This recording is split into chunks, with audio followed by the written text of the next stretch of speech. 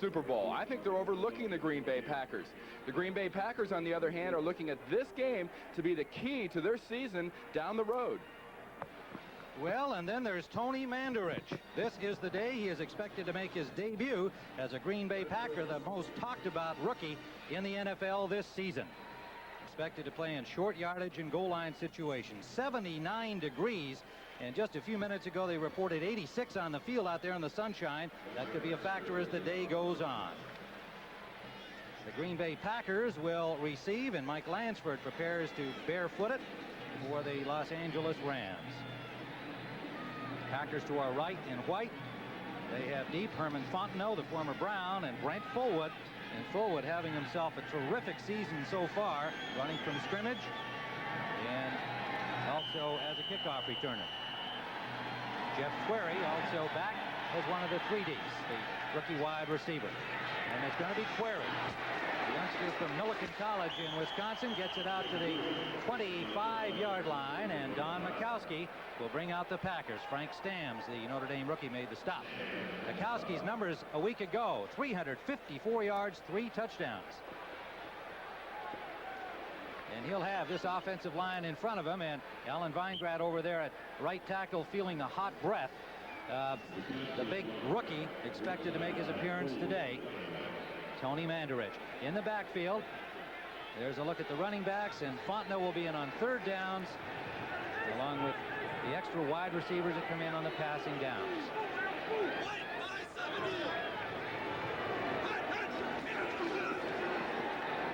Almost intercepted on first down by Mel Owens, the linebacker, number 58. Majkowski trying to go quickly to Pete Woodside.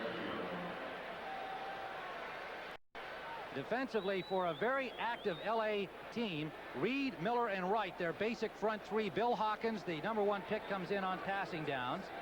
And they use a bunch of linebackers and secondary men. You'll see Richard Brown come in several passing situations. Strickland is kind of the key to how that works. You'll see their Eagle defense. And when you do, you'll see Henley, Newman, and James Washington all get involved in the secondary.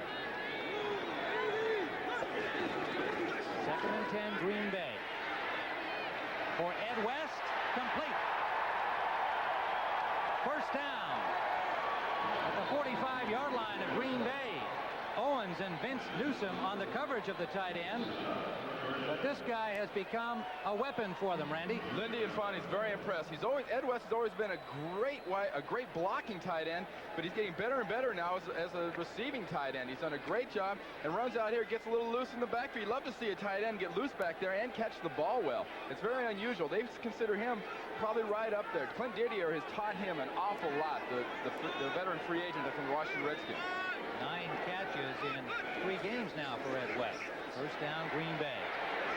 Right up the middle to the running back, Woodside. Woodside fits so well into the Lindy Infante scheme as a guy who will be out in pass patterns probably more frequently than he'll carry the ball. Fred Strickland made the tackle, and a gain for Green Bay of 5 yards. One thing to look for early is I believe Green Bay is going to try to block big Kevin Green, number 91, and Mike Wilcher, number 54, the big outside linebackers. They're going to try to man them up with the running backs. Most teams try to put offensive linemen on those big linebackers. Well, we'll see how long that lasts, if it's effective or not for Green Bay. Woodside, good hole. Runs over a tackler right through Newsom to get what appears to be the first down yardage. It'll be close. 45-yard line of Los Angeles. Woodside, the second-year man from Texas A&M, was their 3rd pick a year ago. Lindy Infante liked Woodside right away. Very intelligent young man who picked up the offense quickly and has become the perfect all-purpose back for him. Richard Brown has come in the lineup as the Rams continue to shuffle up defenses in different situations. Brown, the linebacker, number 92. First down. 3 down linemen on this situation for the Rams. Fullwood's first carry for about 2 yards. Doug Reed stopped him. Fullwood 125 yards last week against New Orleans, his career best. Brent Fullwood's really come to life for the Green Bay Packers, starting to play better and better. Lindy Infante says he expects right around 1,000 yards out of Fullwood. They might be receiving and rushing, but he figures his contribution's got to be right around there, about 1,000 yards. Randy, they haven't put this up on the screen for us yet, but I've got to give you the scoop. 3:17 to go. San Francisco has gone in front of Philadelphia 31-28. I know that brings a smile to your mustache. That's got to be a barn burner. I like to see that. Second down and 8. Majkowski slips but gets it off and out of bounds. Intended for Sterling Sharp. But Majkowski slipped on the turf out there and didn't ever get set up properly. And speaking with Don Majkowski before the game, he was talking about, this is my first trip to California. This is a great place. I love this. And he was real excited about the chance of getting the ball on the ground and moving it against the Rams, because he knows very well they're going to come after him. If you can rattle Don Majkowski, he is the key to this Green Bay offense. He has a bad day, they don't have a chance. A youngster in his second start as the guy who's been given the job by Lindy Infante. He got to play some last year, but this year he is the designated starter. Third down and 8. Building on the confidence of 14 in a row on a big day last week. Gets some time, but it's picked up. Clifford Hicks. Majkowski drove him out of bounds at the 45 of Green Bay and got up slowly. 27-yard return. John Majkowski, if he had a problem, it's been early in the game, according to the coaches. He misreads some defense. You'll see him here throw it into the spot of the field. He should not have thrown that ball. Clearly, he was throwing it into a coverage. Clifford Hicks, you can't say he made a great play. The ball was thrown right into his arms. Majkowski gets over along with Ron Hallstrom and knocks Hicks out of bounds. Jeff Query, the rookie from Milliken, a tiny college in Wisconsin, was the intended receiver, and he's been good on third downs, but had no chance there. So the Rams, from the Green Bay 45, go to the air on first down. Incomplete. Intended for Willie Anderson. Dave Brown, the veteran corner, number 32, broke it up. The offensive front of the Rams, a veteran line. Tony Slayton getting another start ahead of Duval Love. All those guys have been there before. And Bell, McGee, Ellard and Anderson starting outside. You'll see Holohan as the move back or the H-back, and Aaron Cox coming back off a hamstring will figure as the third wide receiver. The number 2 pick out of Arizona State last year hasn't seen action. Greg Bell inside the 40 of Green Bay. Pickup of about 7 yards. Johnny Holland made the tackle, number 50. Brown Nelson and Sean Patterson, the second-year defensive end, along the front. They use a basic 3-4 without all of the changes you see from the Rams. Anderson, Noble, Holland, and Harris, the linebackers. And in the secondary, they'd like to get Mark Lee back into action today. His first action after a knee injury. Tiger Green will come in with Lee on the passing downs. And ultimately, Lee is expected to win back the corner spot, currently held down by Van Jakes. 3rd and 4 Rams. Holohan, not like the Packers weren't expecting him on third down, Randy, but he's a sneaky guy. He really is. John Robinson, in fact, made a little crack on Friday. He said, you know, Pete Holohan probably runs the 40 in about an hour. But Pete Holohan's the kind of guy, he's not real fast. He's very talented. He's out of that San Diego Chargers system, and Ernie Zampese knows where the holes in these defenses are. He's known for this. Gets underneath the linebackers. He's the guy that's going to average 7 to 10 yards a catch, but they're going to be very key 7 to 10 yard catches. And if he can use a striped shirt for a pick down there, he's not averse to doing that either. Or one of the other guys on the other team. First down.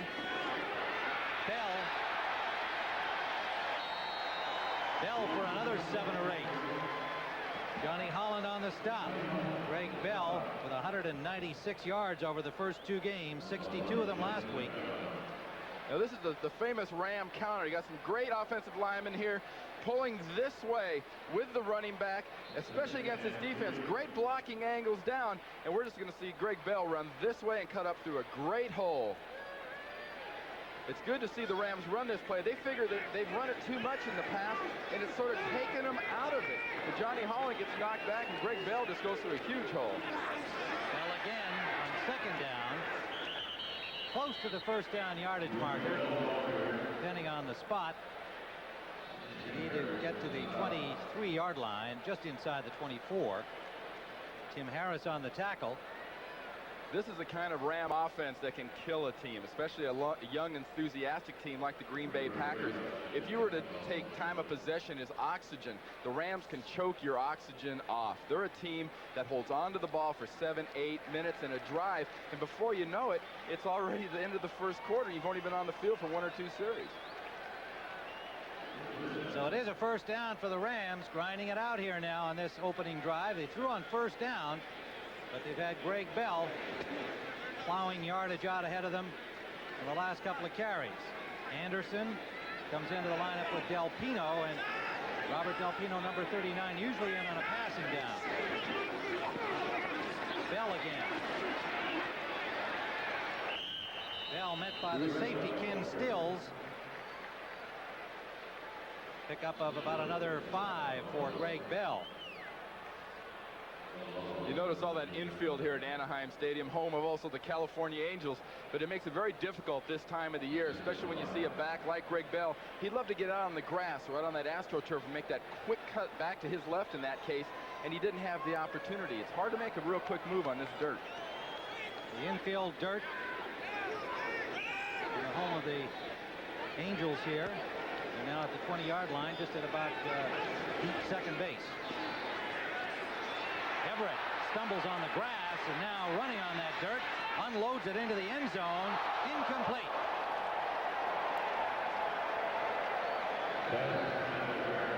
Aaron Cox, the intended receiver, but Everett, being flush from the pocket, didn't really have a chance to put that ball where he wanted to.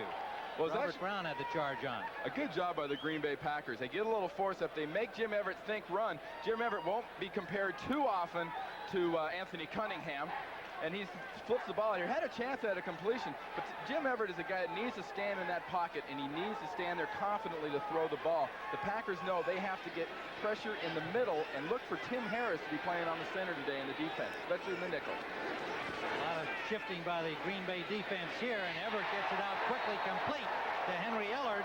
His first catch of the day, but a flag down. Ellard, what a day he had a week ago. 3 touchdowns, 12 catches.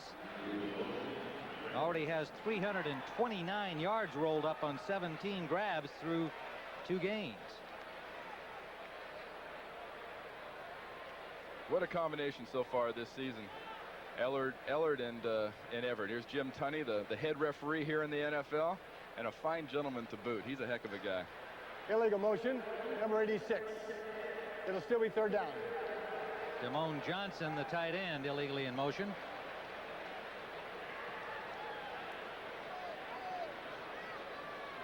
Well, now they back that up. It'll leave third down about 9. Now, when you say he's a heck of a guy, Jim Tunney, how do you learn that about a referee during the game? What is that you mean? Well, actually, he's also a real good motivational speaker. I've been at some seminars and things that he's spoken at, and he's a multifaceted gentleman. He's a guy that's not just a referee. He's a heck of a public speaker, and obviously he's got to be the best they have because they made him #1 in the NFL. Lee and Green into the secondary for Green Bay, rolling left. Everett trying to find a man. For Ellard, overthrown.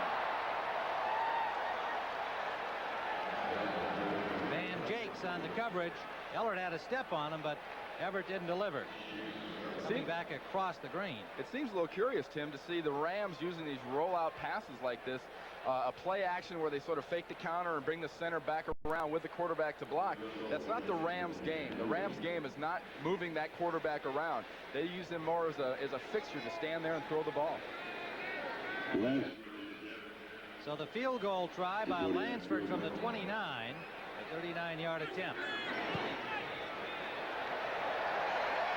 And he's got it.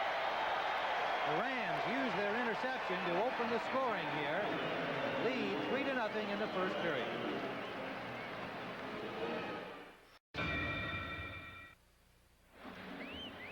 Tim Ryan with Randy Cross here at Anaheim, where the Rams have opened the scoring. A 39-yard field goal by Mike Lansford. Lansford preparing to kick it off. Hot afternoon here and hot stuff in Philadelphia. where the 49ers have gone on top 38-28. Montana 25 for 34 in that game to this point.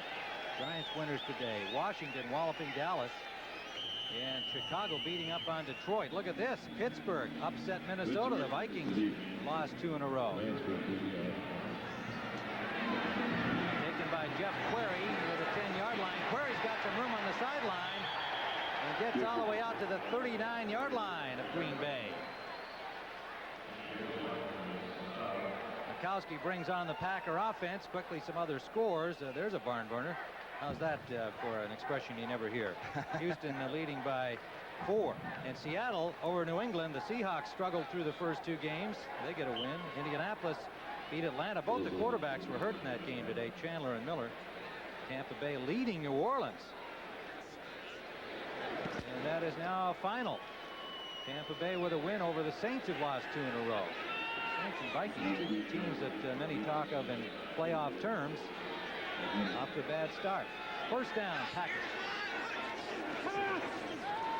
Take the draw. Off the fingertips of Woodside.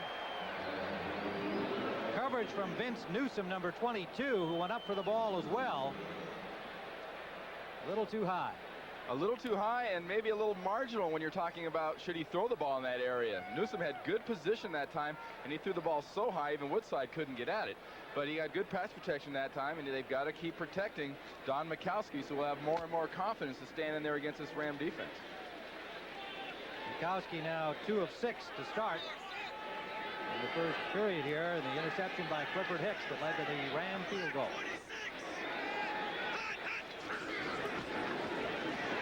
Fullwood net at the line of scrimmage. Got maybe 2. Reed and Wright, 93 and 99 on that front 3 of the Rams, making the tackle.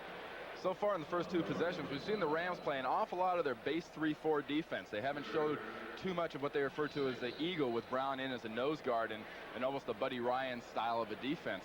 You know, the Rams run those different kinds of defenses as far as I'm concerned because they don't have a dominating type of a defensive lineman that can make the difference. They've got to use their linebacker. Well, they sent 5 new troops in on this obvious passing down, including the number 1 pick, Bill Hawkins, out of Miami. Number 70. On the defensive front. Majkowski slips again. Intended for Carl Bland.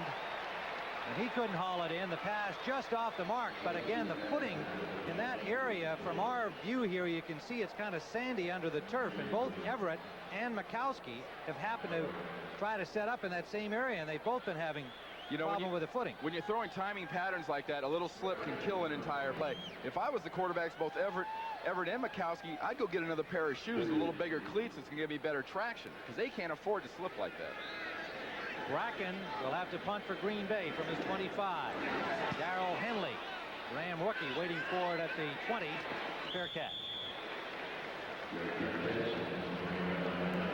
So the Rams will start from their 20 when we return here in the first period with a 3-0 Los Angeles lead.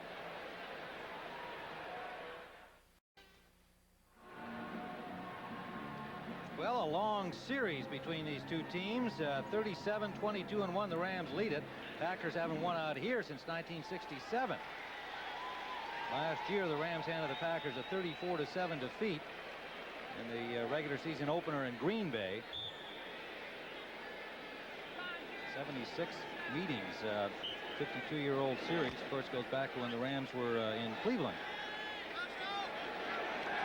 So Los Angeles starting from their own 20-yard line. McGee and Bell, the running backs with Everett. They're up 3-0. Tim Ryan with Randy Cross here at Anaheim Stadium on a hot sunny afternoon.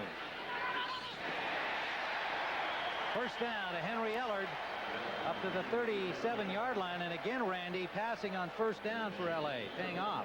I believe last week, or up to this point, Jim Everett was 14 of 16 on first down throwing the ball. And this is his favorite target, Henry Ellard, number 80 here. Great play, just pushes off the defensive back. Good timing pattern. We're talking about the quarterback slipping. You run a pattern like that, even with a great receiver like Henry Ellard, the timing is thrown completely off when the quarterback stumbles. And Jakes victimized by Ellard on that play. Bell. Good coverage defensively by the Packer front, holding him to about a 2-yard pickup near the 39. Brian Noble, the linebacker, number 91, on the hit. Yeah, I mentioned about first down passing last week. Look at these two guys on first down. Is that incredible? And we're talking about the Rams. They're supposed to be a running team, and that's a classic running down. First down. Ernie Zampese, their offensive coordinator, came over from San Diego a couple of years ago, has really changed things around for them. And of course, he's got a weapon in this young man, Jim Everett. But John Robinson reminds everybody, hey, you got to have balance. We like to run, and that's the Robinson tradition. Down. Bell. Nice move by Greg Bell, cutting to the open territory, and another Ram first down to the 44-yard line of Green Bay. Greg Bell's not the kind of runner that's going to explode incredibly quick out of his stance. He's the kind of runner that loves to cut and slide and move around these big bodies. With the size of this Ram offensive line, he can really be shielded a lot of the time. Doug Smith, 56, middle of your screen, just blocks back, gets a nice block. Tony Slayton, 61, very nice. You see these creases. Bell's just moving through the defense. He's not doing anything spectacular, just eating the yardage up. Ron Brown in at wide receiver for the Rams, along with Ellard, both split wide. Left, Ellard right. Inside to Del Pino. A flag down as Del Pino stopped after a gain of about a yard. Well, a little extra. Whoa, Noble and Del Pino trying their fistic ability here, and I've never understood that. Why anybody would want to throw a punch at a face mask. Can you explain that to me, Randy? I can't explain it. Heck, every time a fight started when I was playing, I'd go sit on the bench. That's the safest place to be. You're going to break your hand hitting somebody in the helmet. The formation. Tight end was covered by an outside receiver. You know, Brian Noble is a real enthusiastic guy, and probably even more so now. He's got 350 people here for this game, and Brian Noble said, I'm going to be pumped up. Look for a few fights in the fights in the stands. That'll be my guys. Del Pino pops him. He pops him back. Now, here we go. Oh, good left. He missed. Hey, you're at it. And still first down. Could Gil Clancy help him with that left, do you think, Tim? Yeah, I think if he thinks he can help Jerry Cooney, he can certainly help Brian Noble.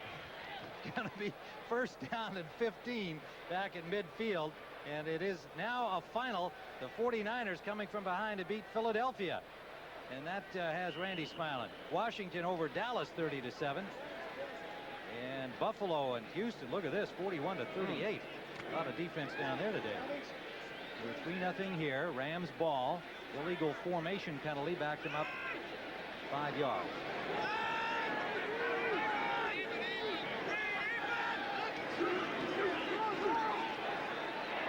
Bell again. Nowhere to go. Stack of Packers led by Holland and Noble, the inside linebackers in the 3-4. Holland number 50, Noble number 91.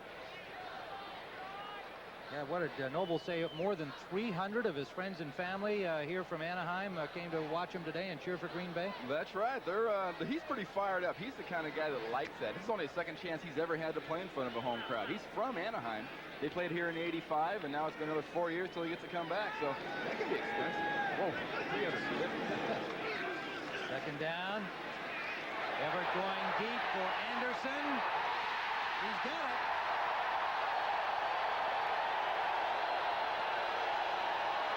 Inside the 1. 45 yards.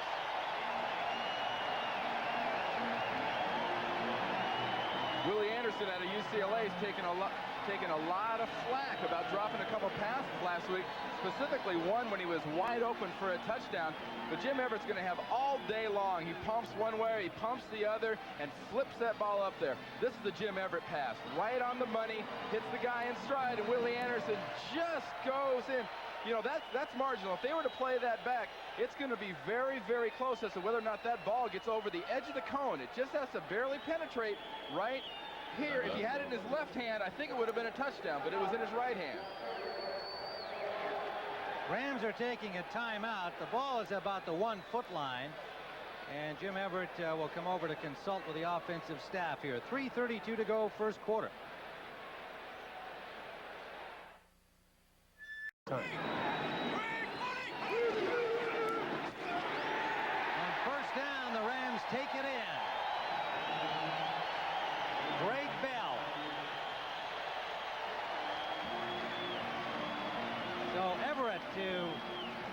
Willie Anderson, 45 yards down inside the one, setting up the plunge by Bell. And John Robinson says things look a little more comfortable when you're up by 9 at home. With the point after coming, Lansford. There's Greg Bell. Holohan will hold.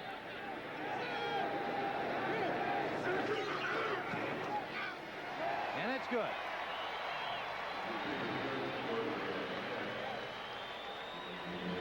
So Jim Everett continues to stay hot for a big week last week against Indianapolis. Setting up this dive play by Bell. You get the Rams on the half-yard line, there's very little doubt what they're going to do. They're going to run the ball. Tony Slayton and Jackie Slater open the way. Del Pino comes diving through to clear things out, and Greg Bell scores. Tim, you and I could have scored on that play. Well, maybe you. There's Bell, and Green Bay trailing by 10 here in the first.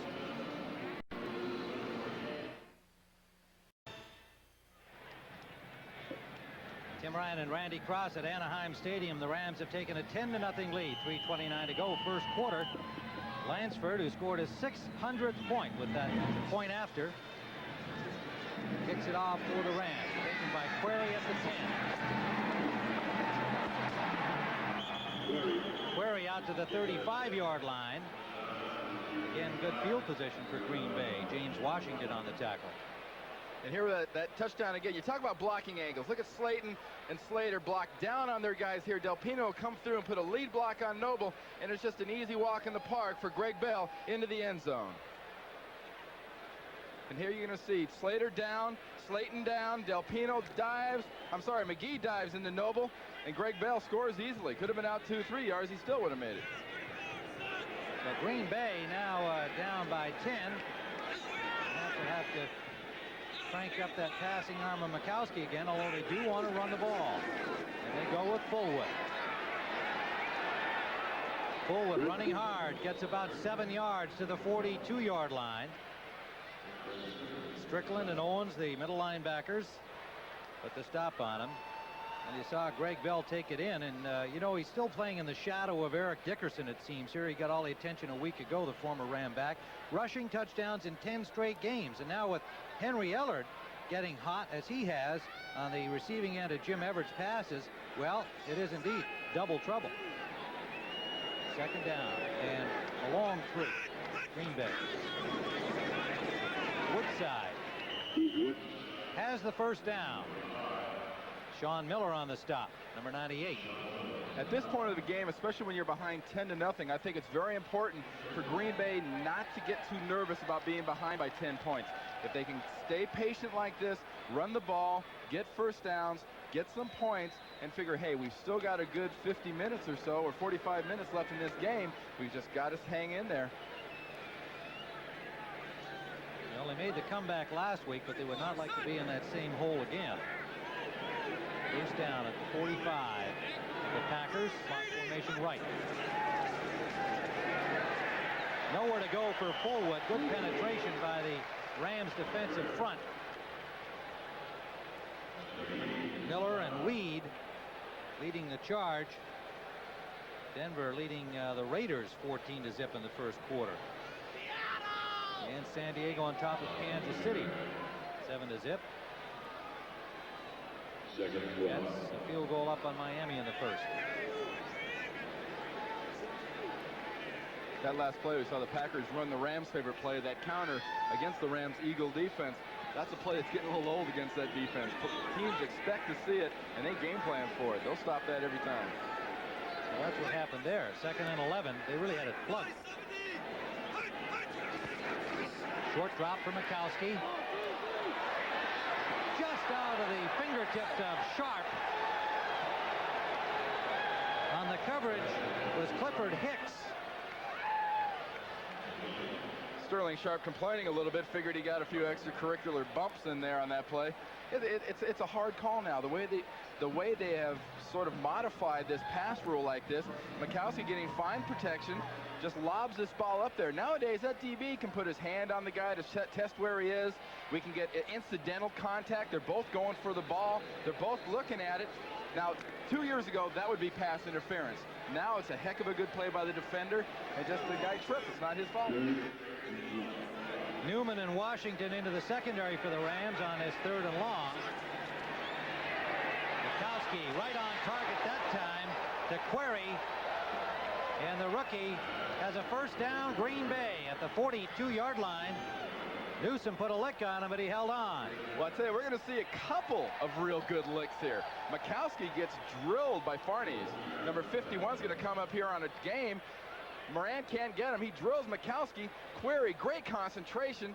Gets it right up under the chin. Great job. Jeff Query at a little Millikan University in Wisconsin.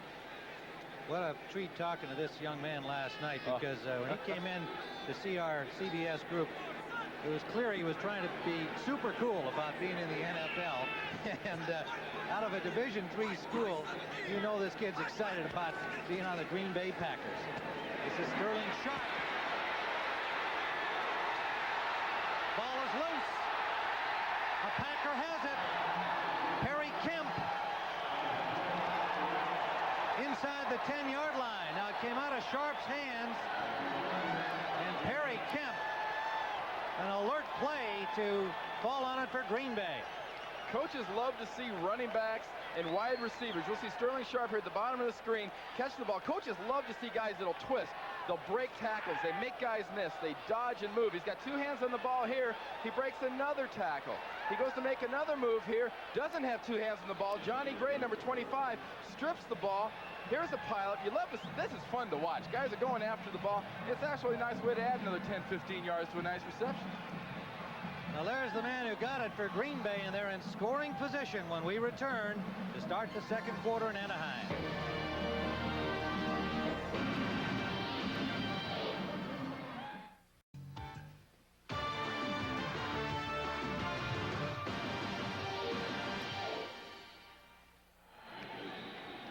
Tim Ryan with Randy Cross. The Green Bay Packers inside the 10 of Los Angeles, trailing 10-0. 2 tight ends in West and Didier. Woodside and Fullwood in the backfield. Fullwood. Maybe 2 yards at the most. Good sliding coverage by the linebackers, putting the stop on him. Wiltshire, number 54, with the initial contact. This is the part of the field that these LA Rams have always been tough. Heck, I played against them for 13 years. You get down here in the red zone, as you refer to it, from the 20 in, it shrinks the field. And Fritz Shermer, their defensive coordinator, told us Friday he loves that because those defensive backs only have a smaller area to cover. The linebackers can get more involved in any kind of run or scramble, and it makes it tough on an offense to find a hole. Packers will see if they can find one. Majkowski will throw. Good protection. Now flush.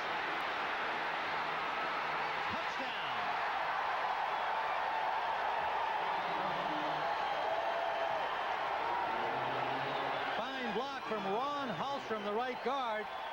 Majkowski just took off up the middle. Interesting spike from the quarterback, too. This is not a guy really lacking in confidence. No NFL quarterback has got a lack of confidence. This guy knows he can play in the NFL. He's a guy that likes to stand in there. He's not afraid to run. He will do it in a second. Here's Hallstrom. Great block on Strickland, and Majkowski just takes it the rest of the way, breaking a tackle by Mike Wiltshire and rolls into the end zone. Comes up with his unique version of a flip we didn't quite get. Chris Jackie, the rookie place kicker, with the point after. And we have ourselves an interesting ball game developing. 14-12 to go, first half. Rams by 3. CBS Sports coverage of the National Football League is sponsored by Busch Beer. Head for the mountains of Busch Beer.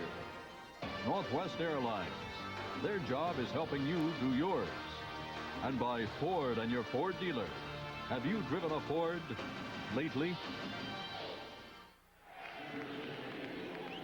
Tim Ryan and Randy Cross back here at Anaheim, and a good drive by the Green Bay Packers. The pass play from Majkowski to Sharp, and the fumble that was recovered by Kemp, and then setting up the 8-yard run by Don Majkowski, using up 4:17 on the clock. 10-7, Rams lead it,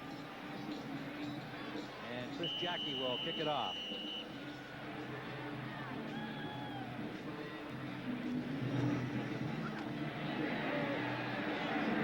Delpino from the 7. dropped at the 20-yard line by Mike Weddington, number 52. We get one more look here at Majkowski's scramble and touchdown from a ground level to get a little bit better idea of what's going on here. Majkowski can't find anybody open. He knows he's getting some good pass protection. Ron Hallstrom very alertly is going to come out of the right corner of the screen here. Puts a great block on Strickland. Kevin Green can't get there. Stewart can't get there. Majkowski scrambles into the end zone. It's something like this could really fire up a Green Bay Packer young offense. So first down Rams from their 21-yard line. And whistles and flags everywhere as Everett held up on the ball, and Harris came in to say hello, and meanwhile a little pushing and shoving on the right side of the line. It's like Brown and Jackie Slater. False start, number 78. Still first down. Slater with the false start. I don't know whether he's applauding the call there or he was mad at Robert Brown. You drew me off. Look at this game, 41 all in overtime, Buffalo and Houston.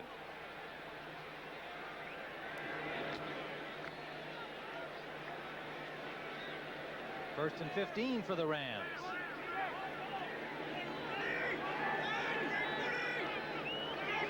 Tight end Johnson in motion. Greg Bell running behind Buford McGee, straight ahead for about 7 yards, maybe 8. Johnny Holland and Blaze Winter on the tackle for Green Bay. Holland 50, Winter 68. Winter a backup defensive down lineman, getting some time here. Can play the nose and in.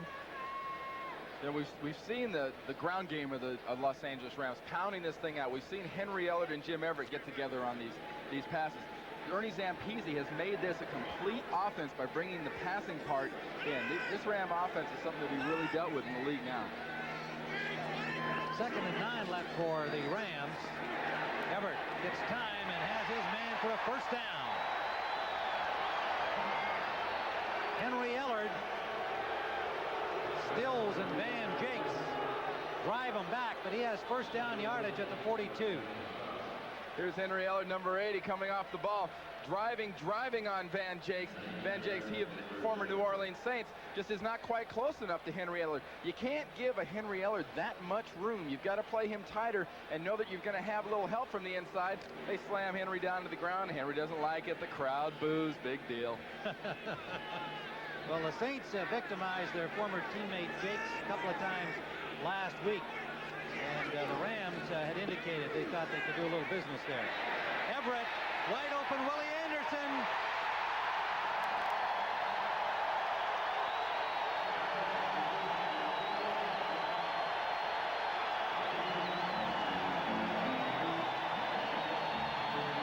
To the 8-yard line of Green Bay, Willie Flipper Anderson.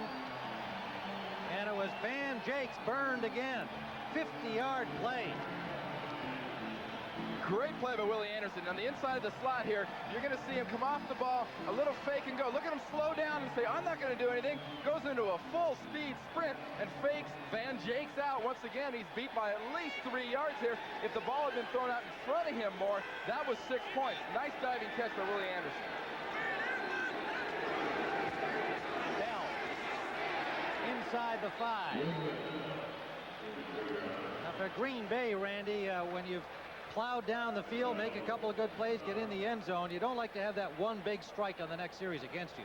It lets a lot of air out of your sails, you might say, as the old cliche goes. You're very excited, you're pumped up, you're ready. But this Ram offense, they've got the finesse of the ballet, but it's a ballet that'll come up and smack you in the face. Well, they're going to have to come up big here defensively at the 5-yard line. Green Bay Packers with the Rams an opportunity to widen their lead.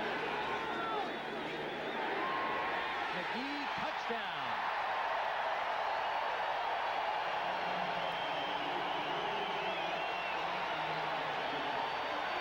Perfectly timed pass, Everett to Buford McGee, just flaring out of the backfield into the corner of the end zone. This is the way you expect a Super Bowl type team, like people think the Los Angeles Rams are, to react. When somebody comes back and challenges them like that, what you do, you take the ball right down, you score your touchdown.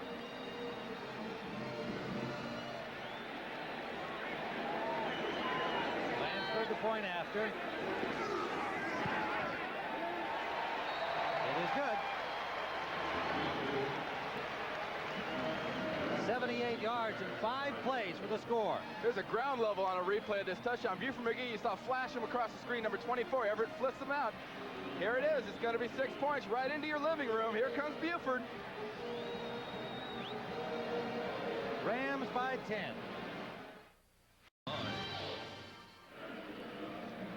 Tim Ryan with Randy Cross, and as these statistics would indicate, pretty much the way the scoreboard reads, because the passing yardage goes to the Rams, and they've run the ball well, particularly with Bell, as expected, 55 yards, and of course 2 big plays by Anderson setting up Rams scores, and they lead by 10. Now, if you look at this game the way it is here, did the Green Bay Packers stay in their plan? So far, I think they are, but they're being hit by an LA Ram team that's doing a combination of what John Robinson wants to do. He loves to see the running game, and the Ernie Zampese passing game is clicking perfectly.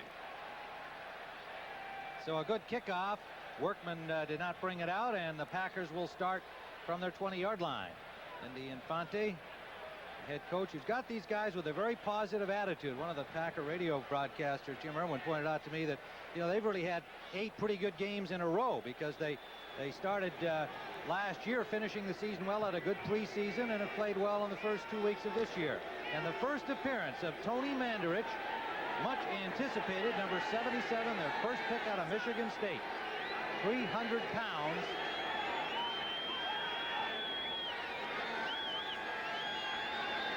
Long count by Majkowski here. Rams shifting their defense. Fullwood. Nice spin move by Fullwood for a gain of about 3 or 4 yards.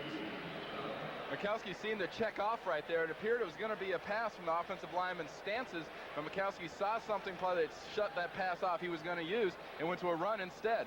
This is a young guy right here in Majkowski who is starting to really gain the confidence of his teammates. They love to play for this guy. He's fiery. He'll spike the ball in front of defensive backs. And here's a guy that's got to learn to play for Don Majkowski, Tony Mandarich. Mandarich, on the last play, just sort of whiffed on the defensive end and went downfield and tried to get a little piece of a linebacker. He asked him how his first 2 weeks of practice in the NFL have been. He said humbling. It was kind of a startling remark from Mandarich, the way he was talking after the draft. Majkowski completes to Kemp. Short of the first down, but about a 9-yard pickup. Well, let's see. Maybe they'll be close with the spot here. They may have a first down.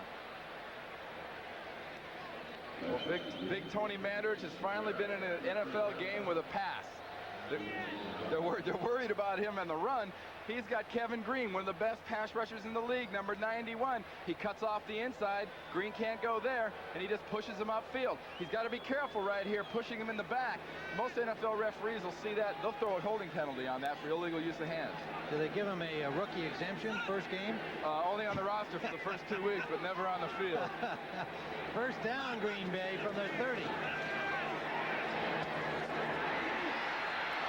Woodside. Flags are down as Woodside gets to the 50-yard line.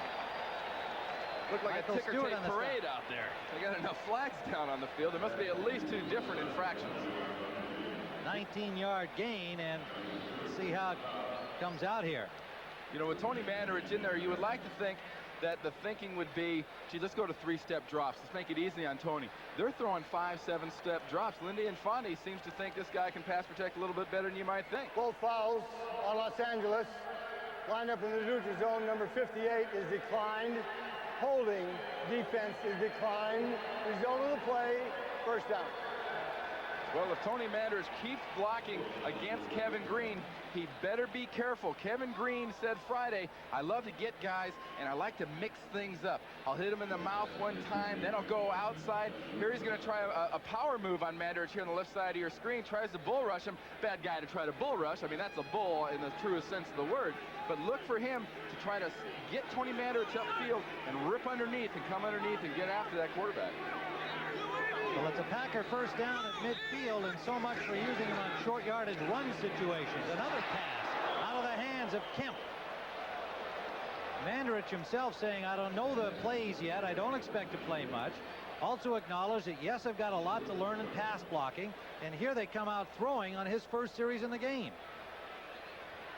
Well, I think it's also a real confidence thing for him. If he can get out here and do some good pass blocking against a great pass rusher like a Kevin Green, it'll do him nothing but a world of good. He's a guy that needs confidence in his pass blocking. His offensive line coach made the comment that his feet aren't quite good enough to be a great pass blocker, but his athletic ability can make up for that.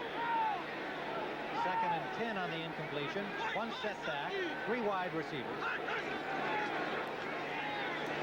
That's complete. Sterling Sharp close to the first down again. Clifford Hicks and Michael Stewart combined to stop him. Well, you know, some people don't learn lessons real quick. Here Kevin Green says he can't be that strong. I'll try to run over him again. Hits him right in the face. No, that's not the... If you got a guy that's that big and has kind of moves to his side people aren't quite sure about, don't try to run him over. He'll absorb you. Well, when you talk about strength, as a teammate, Rich Moran, says Tony's stronger than an acre of garlic. My favorite quote so far in his strength. Didier, and Mandarich and West all in there together on this short yardage, and the hole is open for Fullwood. First down, Green Bay to the 32-yard line. On that play, they ran behind Tony Mandarich again, but this time he was on the left side as a left tight end in the short yardage. Now he's got to leave the game for at least a play because he was an eligible receiver there at tight end. Here's Tony Mandarich, top of your screen against number 54, Mike Wilcher. Sticks him pretty good. Wilcher stands him up. Look at that. See, folks, being 6'5" and 315 pounds doesn't mean you're going to blow people 10 yards off the ball every play in the NFL. First down, 32. Packers have a first down now at the 32-yard line. Majkowski eludes one rusher, Green. Intended for Kemp, but just threw it away out of bounds. Barry Kemp, nearest man to it. Majkowski had pressure from Kevin Green. You talk about a quarterback's instinct. That was the perfect example of a quarterback's instinct. He's standing there. Weingard got taken upfield. Green finally beat the tackle underneath. It wasn't Mandarich, it was Weingard. Was coming underneath for a sack, and Majkowski felt it. He scrambled out and spun out there and avoided the sack. 2nd and 10.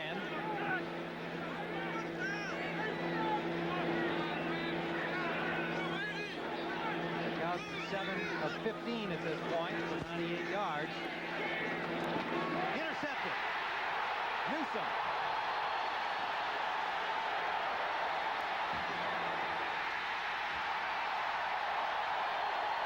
Touchdown.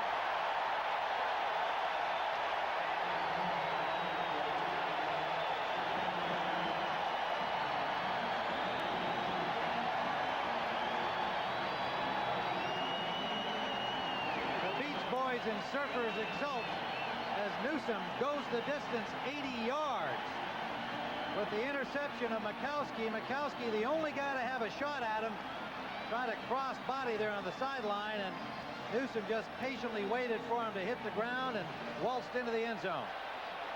I hate to argue with you, Tim. That wasn't a cross body. That was just a quarterback cringing. Well, I said it was an attempt.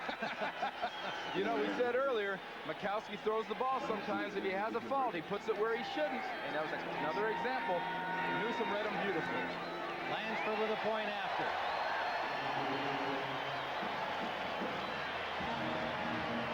So the Rams widen it to 24-7. A free safety loves to read the quarterback's eyes. Look, he's following his receiver the whole way. Newsome gets a better break on the ball than the receiver does. You don't even see where he was trying. Newsome breaks right in there. He's going to be uncontested. Well, I can't say uncontested. He'll get down here. Now, here comes Majkowski. Look at, is that a move? Did he mean to knock the heck out of him or what? A little disdain for the QB there, Randy. We'll be back.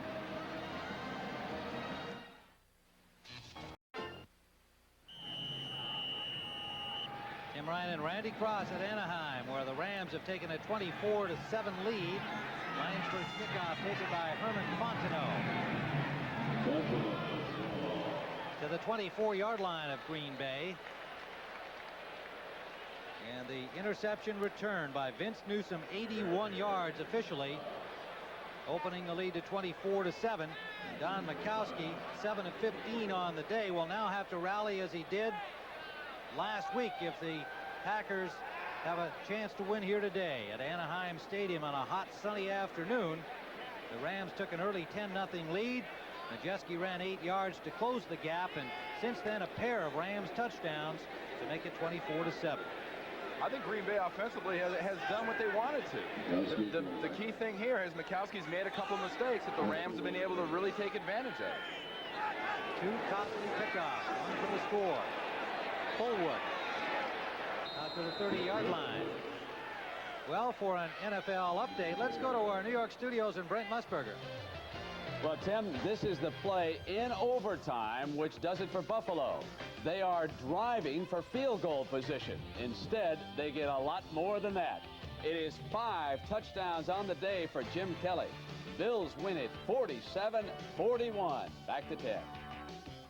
Thanks, Brent. And I guess Houston had a shot to win that. Tony Zendejas missed a 38-yard field goal in the overtime, and Buffalo took advantage and went on to win. So they rebound from their loss to Denver Sunday night.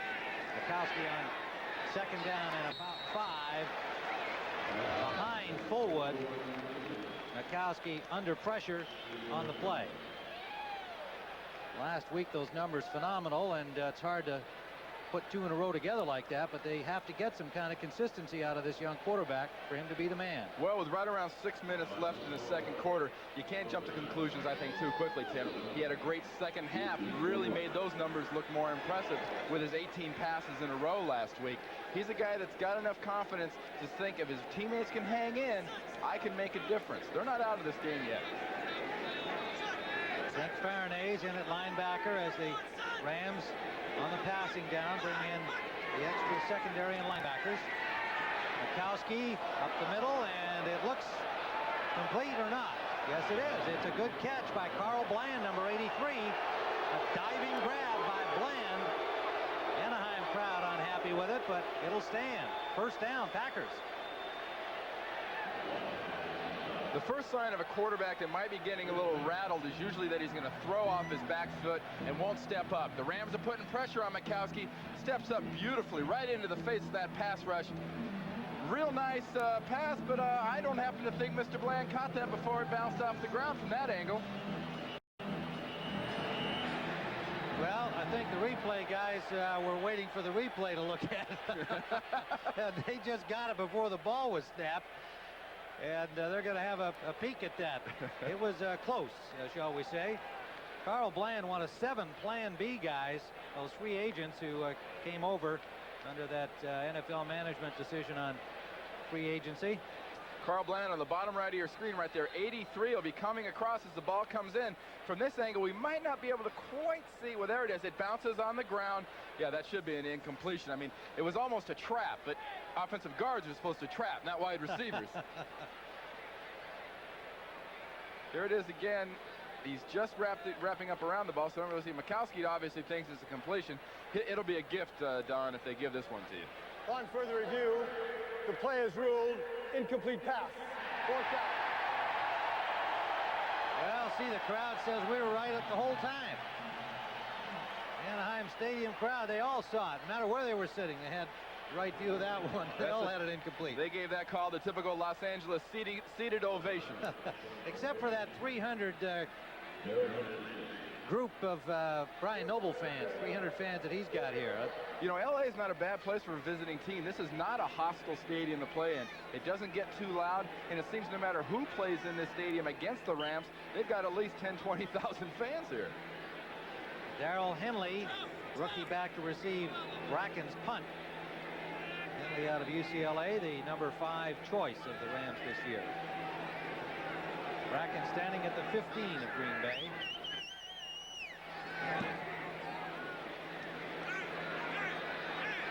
Coming down at the 33-yard line. Good move by Henley.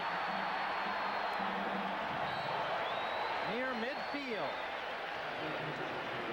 Art Murphy stopped him there. We'll be back. On the the first half. The Rams on top 24-7. Randy, it's been big plays that have hurt this Green Bay defense. This Rams offense has been able to come up with a couple of long passes, and then, of course, the Newsome return of an interception for a score. But otherwise, Green Bay's defense playing about the way you expected them to. Well, they're playing well, but Brian Noble and Tim Harris and company on defense need to make some big plays like the Ram defense has made. Del Pino out of the backfield. Got about 5. Their defense is not nearly as complex or as varied as the Rams is. Do you have a feeling about the styles of defense being played today? As Green Bay's kind of considered a basic 3-4. There's their coordinator, Hank Bullock. Well, Green Bay is more of a 2-gap, and by 2-gap, I mean their down linemen are going to play right through that offensive lineman in front of him's helmet, and they're responsible for the 1 gap on their right or the gap on their left. LA is going to take more of a slanting, blitzing approach. Green Bay has to start taking more chances defensively. Second down. Greg Bell. Look out. Touchdown.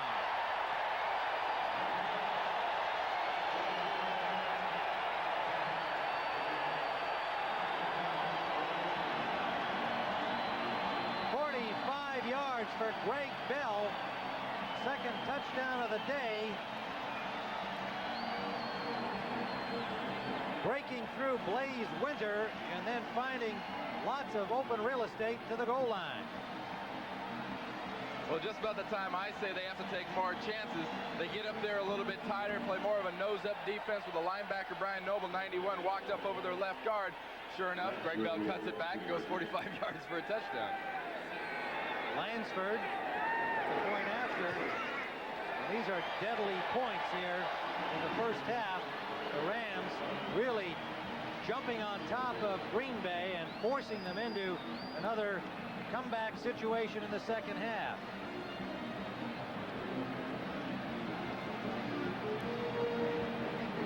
Lindy Infanti's got to be getting very worried. Watch Duval Love, number 67, pull out here on Tim Harris. Great trap block. Gets up underneath Tim Harris, drives him back. Greg Bell cuts back over the middle, and from here on, it's Greg Bell's instincts and speed.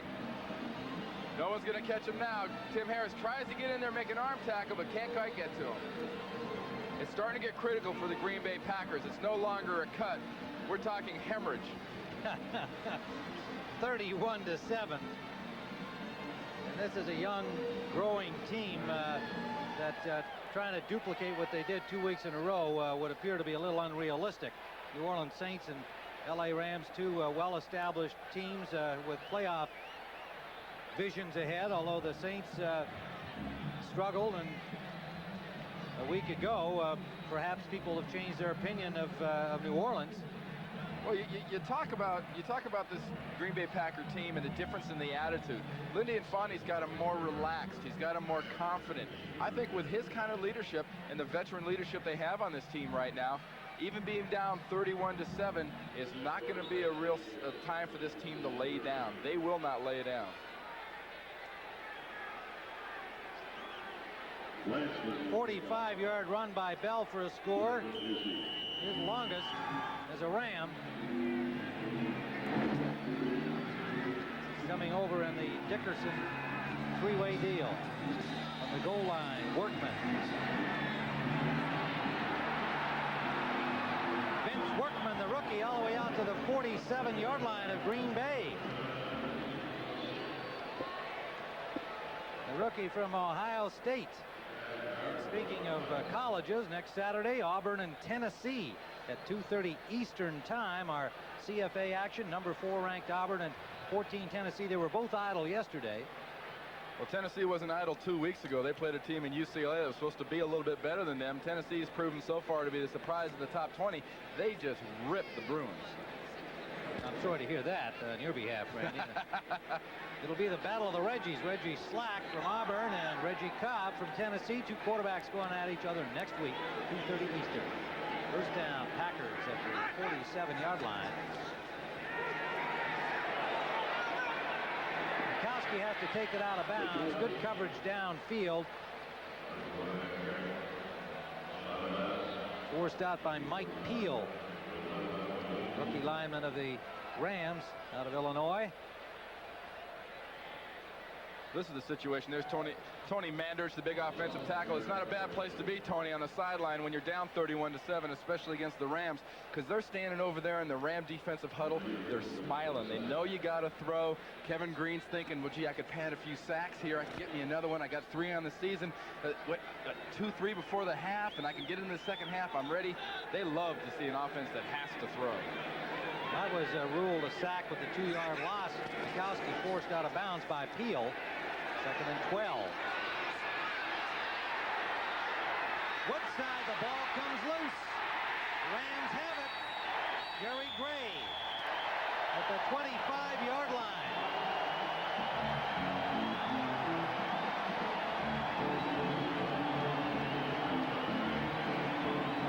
Even things good are starting to turn bad for Lindy Infante and the Green Bay Packers.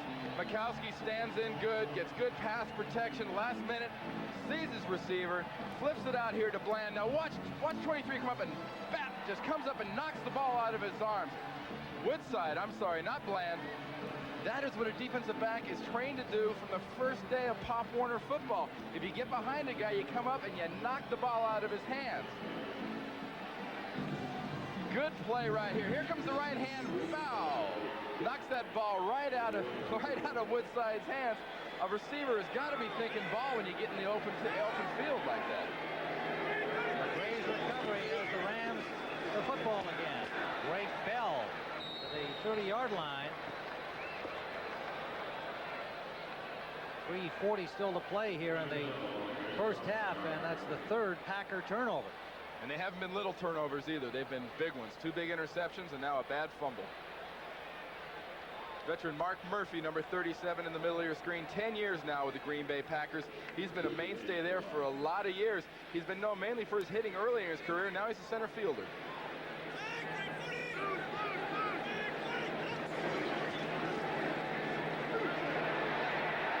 Everett for Ellard, off his fingertips, incomplete.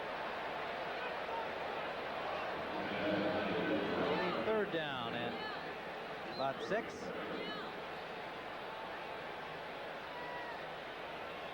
.3:11 to play here in the first half at Anaheim. The Rams 31-7. Big plays and turnovers have done it for Los Angeles.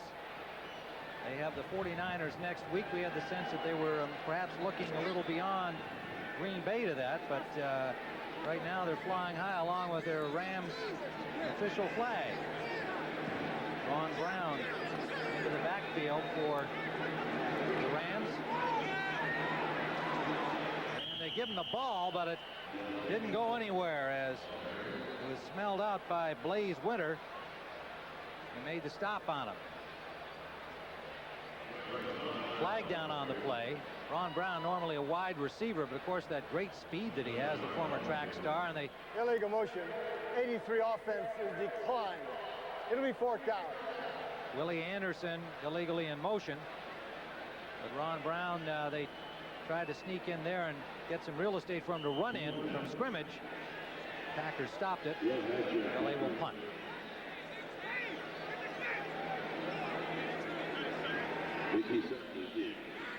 Dale Hatcher's first punt of the half. And it's a good one.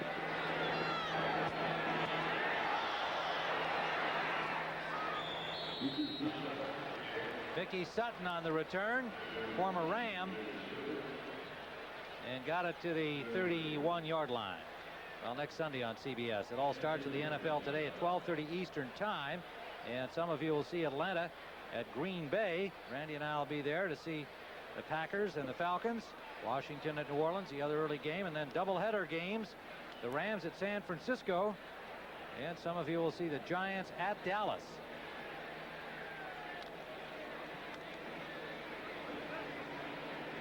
First down at the 31-yard line for Green Bay, and almost critical for them to make something good happen here with 2:44 to go in the half. They had a good drive going until the fumble in the last series. Majkowski, Sterling Sharp. First down, Packers. Newsom on the stop. And Clifford Hicks Majkowski's in his 2-minute offense right now. Sterling Sharp, it's very important for him to start getting bigger chunks when he gets receptions. He's not a possession guy. He should be a big play receiver.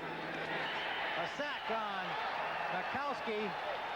Sean Miller came in free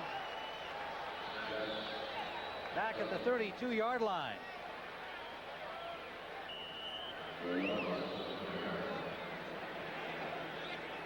Majkowski 9 of 20. 127 yards in this first half. Pressure again, this time from Green. He's got the ball off, but it's incomplete. Carl Bland took a real shot from Jerry Gray and could not hold on. Jerry Gray learned that nice hitting maneuver at the University of Texas with guys like Johnny Johnson in the defensive backfield when Gray was younger. But Bland's going to come across the middle here. That's a type of the part of the field.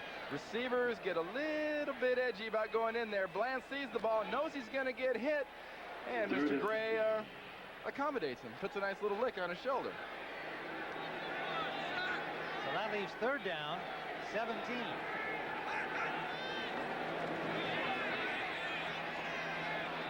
Majkowski, and it's picked off by Wilcher. He bobbles the ball, but it's then grabbed by Strickland. And the Rams have it again. They can do no wrong.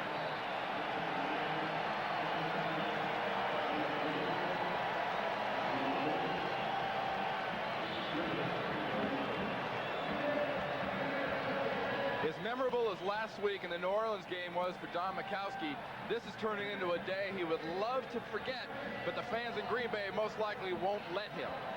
He throws it, and once again, it was a badly thrown pass. Wilcher was the only guy that had a legitimate chance of getting it. He fumbles the ball. Strickland picks it up, says, no, I'm a natural fullback. Let me do it.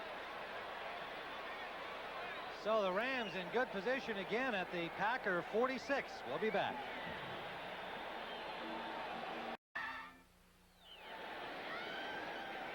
.150 to play here in the first half.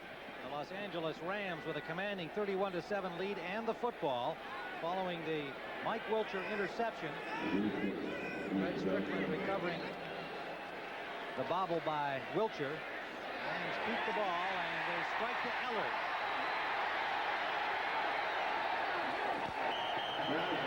Flag down, probably for a tackle out of bounds. Ellard got to the 26-yard line of Green Bay.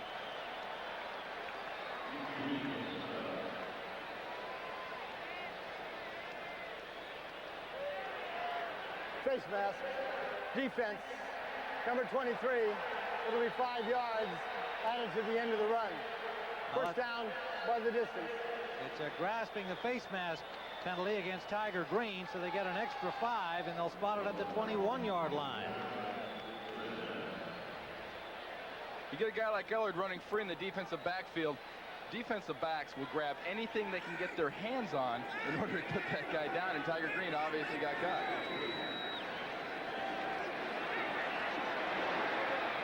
Everett sails it out of bounds. Good coverage downfield by the Packers, and when the rush finally came, he unloaded. You know, that last play by Henry Ellard, most coaches will teach a wide receiver, if you get out in that part of the field, you're open over the middle, turn it straight upfield. Don't try to dance around and dodge guys that are trying to tackle you, because you'll only lose yardage. Ellard lost yardage, but him doing that is part of this Ram offense that gives it the explosion. He can lose 10 yards avoiding tacklers and make 50. And more likely to risk the wrath of the coaches when he's up 31-7. Yes, it makes it a little bit easier to go to the improv mode. Second down. Bell smashing into the 17-yard line. Last week, these Green Bay Packers down 21-0 in the second period, came back to beat the Saints 35-34, and it was their second best comeback ever. The other one, 23 points down, was against the Rams in 1982. They'll need a miracle now.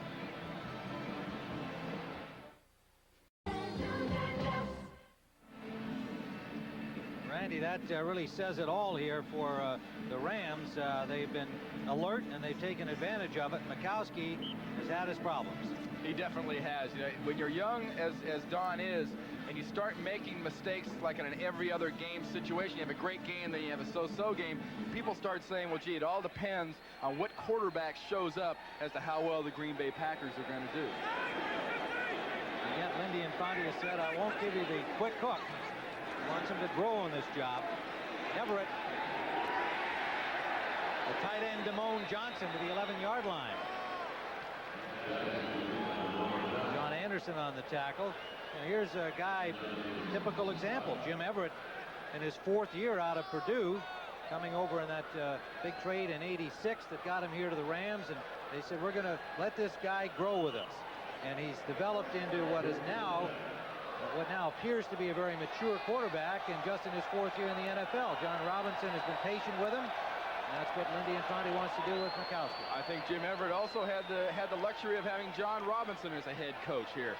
John Robinson loves to run the ball, and Everett was on a team that was very run-oriented. He wasn't a straight drop-back, let's throw every time quarterback when he entered the league. On a 4th and 1, the Rams are going to go for it. Bell inside the 5 and nearly escaped to the end zone. Mark Murphy made the saving tackle. First down, L.A. inside the 5. See a replay here from the ground level. You're standing in the end zone watching the Rams. Tony Slayton and Irv Pankey out there pulling. Great blocks. Bell cuts up there. Nobody even touches him until he gets to about the 7-8 yard line. Green Bay's got to shore up that run defense. If you got to do anything against the Rams, you got to take away the run. 117 yards of running by Bell, including that 45-yard touchdown gallop.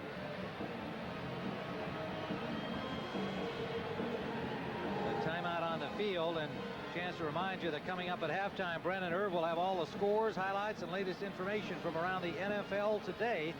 And like the last Sunday, all kinds of crazy things happening, high-scoring games, upsets. It's been a very exciting first 3 weeks of activity in the National Football League. This team, coached by that man, Lindy Infante, provided some of that last week with their come-from-behind victory over the Saints. The Saints lost at Tampa Bay today. Suddenly, a team everybody thought was going to do something in early season difficulty. First and goal, Rams. Everett to the corner, and incomplete over the head of Johnson. Johnson was all alone in the corner of the end zone. By the time Everett spotted him, fired it in a hurry, and he fired it high. We talked about the excitement this year so far in the NFL. It's been incredible. John Robinson from the Rams brought up this fact. How many 300-yard passing games have there been by quarterbacks in only 2 weeks so far? It's been incredible, the number of points and the yards that are being put out by these offenses. Rams with a second and goal, up 31-7. Everett, a very handy 9 of 15, 171 yards. As we pointed out, it's been the big plays in this first half. Bell again, and they shut him down.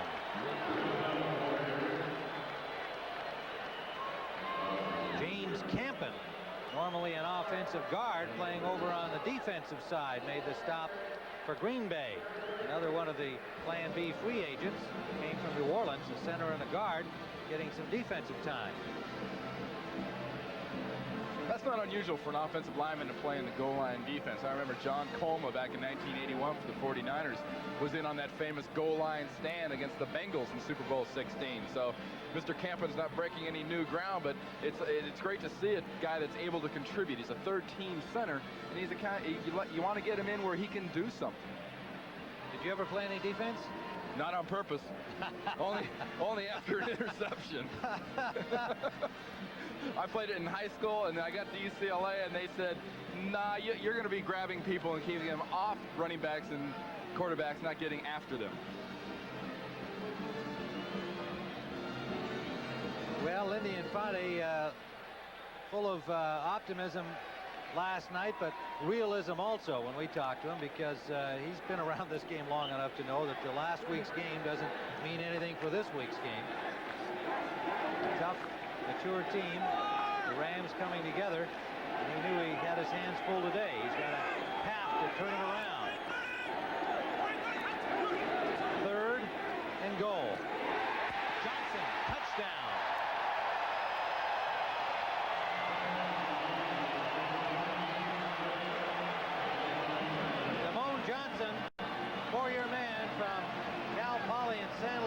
Buffalo, big guy, 6'4", 250-pound tight end. He's one of the new breeds of tight end in the NFL. They're big, obviously 6'4", 250. They're going to run a 40 anywhere from 4'6" to 4'8", and boy, can they block. They're like the old tackles of the old days. Barefoot getting a workout here in this first half. 38-7, Ram lead. You know, the Rams were concerned about the tight end position this preseason. DeMo Johnson wasn't in camp, and they got Pat Carter from the Lions. Jim Everett getting some pretty good pass protection. Tim Harris leaks late on him, but DeMo Johnson, nobody's on him. And you're not going to stop a guy that's 6'4", 250 yards when he catches the ball on the 1-yard line. He is going to score. We'll see Damone on the right-hand side of the screen, number 86. Jim Everett's going to drop straight back, and he'll cut. Damone Johnson, number 86, will cut back across, just a little delay. John Anderson dumps him over the middle. Someone was supposed to pick him up. I guess it might have been Brian Noble. Should have filled up in the middle of the zone and picked up Damone Johnson.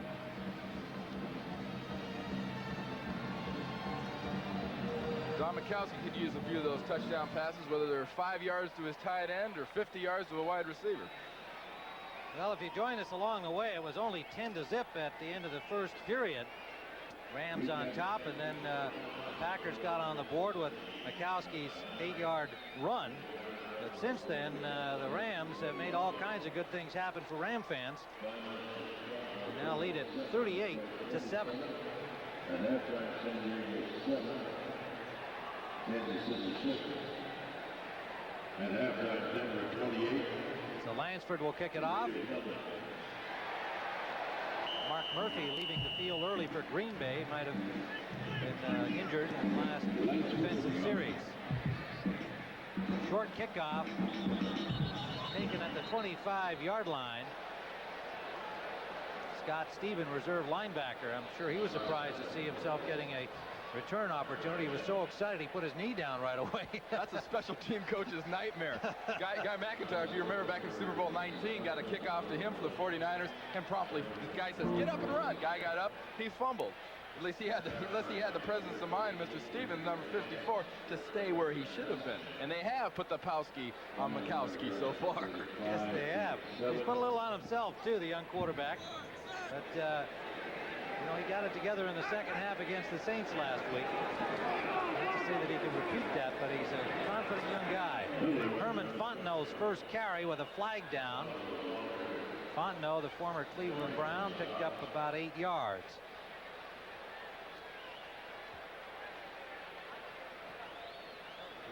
Appears to be a holding call against the Green Bay Packers, so Holding 65. Still first down. Ron Hallstrom, when things go bad, they go all bad.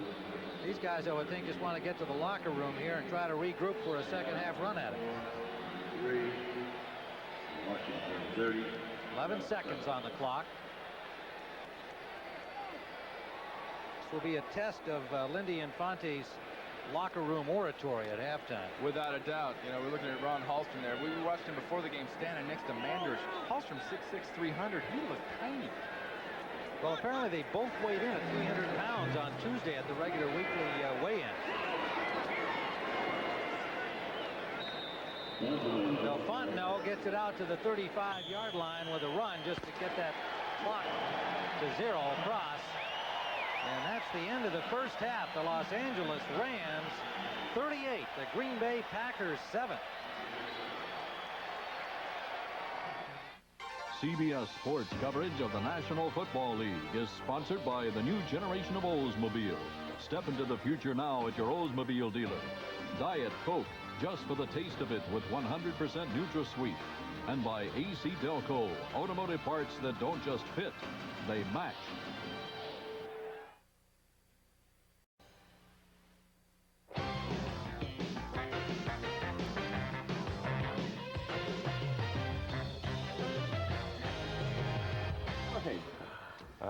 Up in Buffalo, do you think they're happy right now with that OT win? Well, overtime, you can never count them out, right? How about the fans out in San Francisco? They're saying, bring on the Rams next week.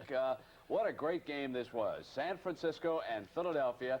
But then, that wasn't all. You know, Montana comes back again, hitting Brent Jones. What has seemed to be the winning touchdown pass and was, as it turned out, a 24.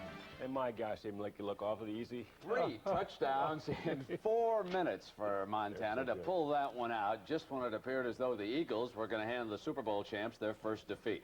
All right, Phoenix and the Giants. The Giants do hand the Cardinals their first, and they made this one look as easy as the score. What a defensive job. It was all defense today. Terry Kennard picked off Gary Hogaboom this time. The Giants, by the way, picked off 4 interceptions for the day. Kennard's scampering along his right sideline, picks up some help as he goes all the way here. 58 yards for the touchdown. The Giants' defense made quite a statement today, Brett. And O.J. Anderson, a running back, made a statement against his former team. 98 yards and 1 touchdown on the afternoon. Washington and Dallas. This is going to be a long season for Jimmy Johnson, and Akron is not on his schedule. The Redskins jumped all over him today. Boy, and one of those Redskins who jumped on him early was Alvin Walton, their safety man, who picks off Troy Aikman. Aikman had a terrible day, Brent. A 29-yard touchdown for the Redskins. In fact, they benched him, and Walsh came in, and Walsh threw a couple of interceptions in that game. Chicago and Detroit. The Bears' offensive line demonstrating why they're rated up there with the very best. They seized command of the game. Had been dominating. He got knocked out of the game because of bruised ribs, and then it was that old Bear defense. Old linebacker John Roper picks off Bob Galliano here and goes 43 yards down to the 10-yard line. The Bear defense has done it again. Now, the shocker of the day took place in Pittsburgh. Bubby Brister, stage manager Tony, alerted me to the fact that he is lethal at home, as he was again today. Well, this time the ball is knocked loose from his hand by Chris Dolman, and Henry Thomas goes all the way in for the Vikings, putting him on the scoreboard. But the Steelers came right back, Brent. This time, Merrill Hogue goes from the 3-yard line for a touchdown, and then Wade Wilson was in trouble all day long. That Steeler defense breaking through here. Gerald Williams knocking him down for a 7-yard sack. With this loss in Minnesota, expect the Vikings to make some changes in their kicking game. Punters and field goal kickers may be out. All right, Irv. Everybody in Buffalo, quiet down now. Take notice now. Here's what you've been waiting for. Made it look easy, right? You never had a doubt in this game, right? Never a doubt at all. I mean, look at this pass by Kelly. Picked off, and here come the Oilers. Steve Brown gets it down to the 7-yard line. And Jim Kelly appeared to have the game won right here. He hit Thurman Thomas. Now, that's the time remaining. 26-yard touchdown. And they think it's over. But then a questionable call. Tony Zendejas, a 52-yarder. We go to overtime. But this is the play they want to see in Buffalo. What an effort by Andre Reed here. He makes the catch, number 83. Instead of taking the ball right there and say, okay, let's kick a field goal, he said, I'm going in for 6. Great effort. 5 touchdown passes for Jim Kelly in that game. Wild and woolly one. All right, some other scores now. Seattle comes east. They come away with a win against the Patriots. Indianapolis has to rally against a tough Atlanta defense to pull this one out. And Tampa Bay shocks the Saints. The Saints have lost back-to-back games in Green Bay and now Tampa Bay. Back with more. The games that are in progress right now, right after these messages from your local stations.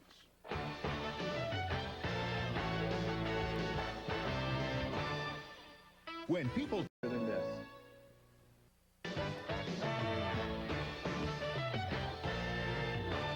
All right, the scoring blitz. John Elway has run for a touchdown, thrown for 2 more. They're dominating the Raiders in that game. San Diego over Kansas City, and that on the strength of an extra point. Miami beating up on the Jets right now, 20-12 in Chicago. The Cubs close down the magic number to 3 this afternoon, and a half games back.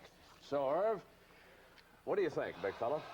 I think we've had a real exciting day of football, don't you? And baseball as well. Second half coming up. Let's send you back to Tim Ryan and Randy Cross. Tim? All right, Brent, here in Los Angeles, a hot afternoon and hot for the Los Angeles Rams, 38-7 at halftime. Randy, is it realistic to think that the Green Bay Packers can mount the kind of comeback they did a week ago? Well, I think realistic, no, it isn't realistic. I think what you have to look for is this is a good situation for Tony Mandarich to get some playing time. This is a good test of Lindy Infante and this new attitude with the Green Bay Packers. A team's down like this, if they're going to turn over on you, if a guy's not going to go all out for you now, he sure as heck isn't a guy you want to rely on when things get tight. Well, I think that's why we would expect to see Majkowski get a chance to do what he did a week ago. Their backup is another rookie, Anthony Dilweg, and Obviously, he's picked Majkowski as his man, but here's what happened in the first half. Very costly turnovers. They actually had some good things happening and some good drives going, but each time a critical mistake or a good alert play by the Los Angeles Rams just turning it into points. And you can see Majkowski 9 of 22 for 127 yards. Those 3 interceptions, really a killer. Everett, on the other hand, here's a guy that is coming off a great week last week and keeping it up today. That's right. You know, John Robinson, gee, I don't want to get sort of pigeonholed as a passing team. That wouldn't go well. I'm not a passing coach. Well, he's got Greg Bell, and Greg Bell is more than holding up the running part of the offense for the Rams. But he's got to like the balance that he's got here, because he knows now whatever it can do, especially with that good receiving core, but he can count on Greg Bell to come up with not only the grinded out kind of running, but as he showed today, a 45-yard touchdown run. He's got the speed to go the distance and be the kind of back Robinson likes. But he's got these big guys, Tony Slayton, Jackie Slater, their guy out in front of him. This Ram offensive line makes backs great. Greg Bell is a very good back out of Notre Dame, but that line to this point is just dominating what we thought was a very physical Green Bay Packer defense. You know, it's interesting to think about the fact that Dickerson was here a week ago, and some of the media here is still thinking, you know, they should never let him get away. Bell's no Dickerson. And even talking to John Robinson, you don't get the sense that he really puts Bell in the same category as Dickerson. But nonetheless, it looks like Greg Bell is putting himself in the Dickerson category. Bell is a good, steady running back. He's not a star. He happens to play behind probably the best all-around line in the NFL. Well, he's getting the job done here today against the Green Bay Packers. Well, CBS Sports coverage of the National Football League continues after this message and a word from your local station.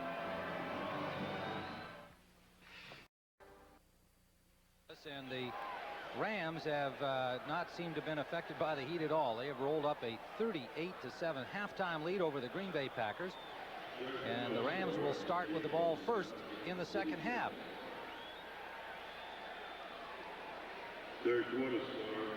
Chris Jackie, the rookie, will kick it off from UTEP, and he's had a good preseason for Green Bay. Coach Infante thinks he's found himself a good kicker. Had a 57-yard field goal in the preseason.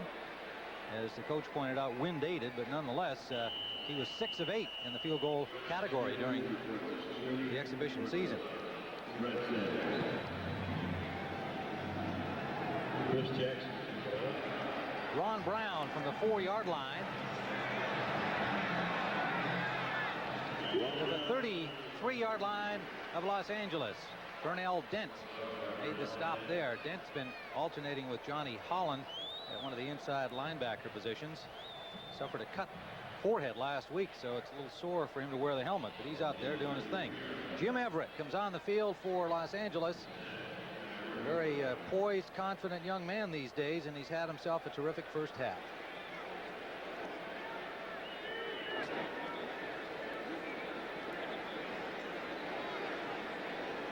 Academic All-American out of Purdue. Both his parents are teachers. In Albuquerque, New Mexico. This is Bell, tripped up right at the line of scrimmage by Tim Harris. Falling forward for a pickup of maybe 3 on the play. See where they spot the ball. Well, you get a 31-point lead.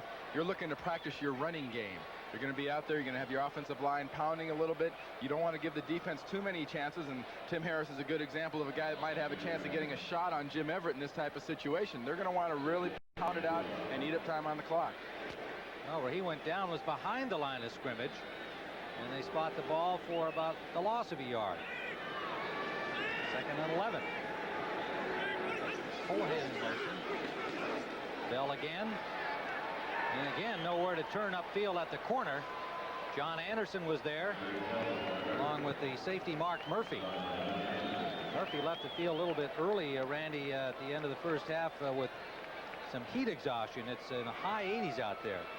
It's tough down here. They're used to more humidity. It's a dry heat down here in Southern California, and naturally they're used to being in that nice clean air of Wisconsin, and the air down here in Southern California this weekend was not what you refer to as exactly clean and healthy. Well, evidently they get this kind of hot week in September, even though it should be fall in Southern California too. Anderson, Ellard, and Cox, 3 wide receivers in. Everett for Ellard, and it is tipped away getting a hand on it. Van Jakes with Ellard open behind him, but Jakes leaping high to bat it away. The Rams brought that old counter play out again with a play action pass. Something you're a little surprised to see them having Jim Everett out there running around in this type of a situation. They're going to sort of empty the playbook here. They're going to try a lot of different things you're not normally going to see out of the Rams. Dale Hatcher just his second punt today. Here's a guy that went back home in the offseason to beef up, and beef up he did to about 255 pounds. That's a big punter. The 30-yard line, Mickey Sutton. Getting to the 39-yard line of Green Bay.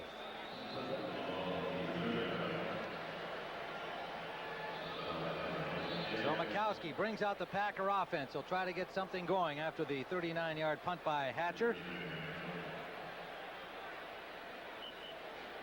And you can see it's still plenty hot down on the field. The sun is sinking behind us on our side of the stadium in the west, but it is still very hot out on the field.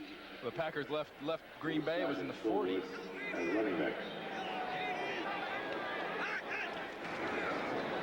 Brent Fullwood slipped slightly as he made the cut, but still turned it into about a 5-yard gain before Mel Owens stopped him. Number 58. Dilweg signaling in the next play to Majkowski, and there is the big guy. Looks like he's bored with inactivity there. Tony, we keeping you up? You know. That's great. He's ready to go, though. He's got to really want to get in. Look, his helmet's all strapped up. He's his coach. He figures if he gets next to the signal guy, the coach can't ignore him. Well, we'll see. It's scheduled to get some more play. He worked the whole series, and they had a good thing going until the fumble.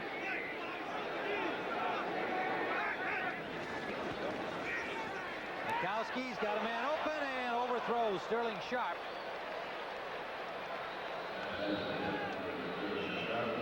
That'll bring up third down. Sterling Sharp clearly broke free on that play, and Don Majkowski stood in there well, was getting a little rush, and just overthrew him. Lindy Infante said he's much happier with the play of Sterling Sharp here in his second year. The #1 choice a year ago. He's got 11 catches in 2 games. Feeling that he's kind of handed him the ball as the receiver, if you will. They cut Stanley and Epps, and they've indicated to Sharp that they expect him to be the big play man that a #1 draft choice should be. Third down. In and out of the hands of Sharp, and there's a flag down on the play, and it'll be an interference call, it would appear, on Clifford Hicks. Hicks, number 28, had the coverage. Pass interference. Defense. Number 28. First down.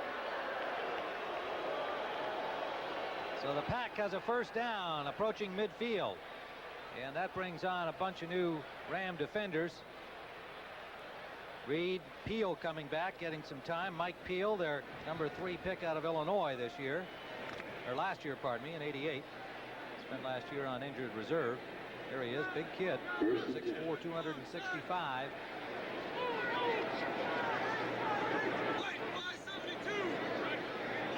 Kemp in the slot left. And they go to him. He's hit immediately, but he hung on to the ball. Jerry Gray made the pop on him, and he got maybe a yard. That's about it. So the temperatures on the field continue in the mid-80s. A little bit of a wind, certainly not a factor for the players down there, and kind of high humidity, 68 degrees. But Californians enjoy this weather. It's kind of a second summer in September, but the Green Bay Packers, it just soon things cool off in more ways than one, eh, Randy? It's not going to cool off too much for Don Majkowski. You see Greg Bell enjoying the breeze from the fan on the sideline of the Rams, but Majkowski's going to get some heat. Fritz Shermer, as the defensive coordinator for the Rams, is going to start throwing a lot of things at him. Majkowski for the tight end West, and it is incomplete. Scrambled for the ball, but he never had it. And that's being signaled down on the field by the officials. Mel Owens on the coverage.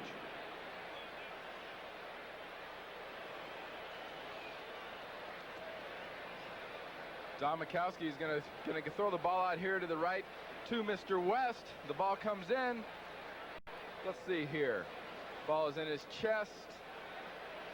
I don't know. I don't know if he had the ball trapped against his chest or the linebacker pressed the ball against his chest. It's going to be a tough call. The old slow motion view there, though. You know, sometimes that can be deceiving. That's true. Here from a different angle, the ball, we'll say it be pressed up against his chest.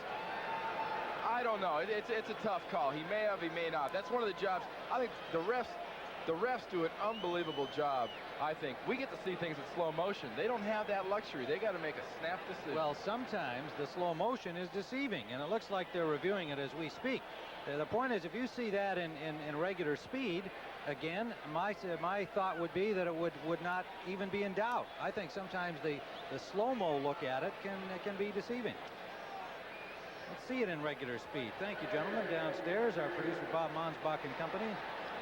Yeah, it looks like it's stripped out real quick. I mean, it just, you know, bing, bing. The rules would tell you the receiver has to have possession of the ball and have both feet down for it to be a legal possession. And you can't really tell on regular speed. Happens so quick. Now, the play is going to stand as called by us here and by the officials down there. Incomplete. So it is a third down, Green Bay, and 9 in midfield, and we used up a little sunshine time there, working that one over. Majkowski with a flag down. Sharp with a fine catch, climbing the ladder for a first down. Green Bay at the 34-yard line. Clifford Hicks had the coverage on him. Well, that's what Lindy Infante wants to see and get from Sterling Sharp. Well, he said Sterling Sharp didn't even score a touchdown last year until about the 15th, 16th game. He can't have that from a guy that's supposed to be, like you said earlier, a real big play. 91 defense lined up in the neutral zone is declined. Pass is ruled complete. First down. Nowadays in the NFL, wide receivers do many, many, many things. One of the things they've got to do, when the quarterback puts the ball up there, you got to go after it. Great example of that by Sterling Sharp. He put it up there where only Sharp could get to it, and he was willing to go get it and get those feet in. Play action, and Majkowski flush now. He'll take off with it. Takes it out of bounds. Picking up about 6 yards on the play. Inside the 30 to the 28 of Los Angeles. Kevin Green's starting to be more and more of a factor here. He knows they've got to pass, so he's pulling everything out of his bag of tricks coming from his left linebacker spot. He is getting after Weingart. Clint Didier comes in. A quarterback's worst dream. I think nightmare is closer. He is a very intense guy. Kevin Green, we talked to him Friday. Very businesslike. Heck, he had his game face on Friday afternoon when we spoke to him. Yeah, and his baseball cap on backwards. Got the Hulk Hogan look happening there. He's just trying to keep the sun off his neck. Woodside to the 20-yard line. First down, Green Bay. Good drive going here for the Packers. Tim Ryan with Randy Cross here at Anaheim Stadium. The Los Angeles Rams had a 10-0 lead at the end of the first quarter and then turned it into a 38-7 lead at halftime, and that's where we are here. But the Packers now driving upfield with a good-looking drive engineered by Don Majkowski. First down just outside the 20. If you're thinking long-term for your season, you want our team to react to a bad situation like this with coolness and efficiency. Woodside, good defensive work by the Rams, stringing it out, giving them nowhere to go, and everybody around the ball. We heard so much of Fritz Schirmer, the defensive coordinator of the Rams, telling us that that's what he wants these guys to do, especially when they're looking upfield, to be able to have everybody get to the ball. Strickland made the initial hit. And here you see Packers 88.8% of the time they're going to get a touchdown so far this season. A little deceiving. It's only 2 weeks, but it gives you a good idea. These guys are starting to really grasp Lindy Infante's offensive system. Second down and a long 8. One setback forward. Got a man open in the middle. That's Sharp. Sharp fights his way to the end zone. Touchdown.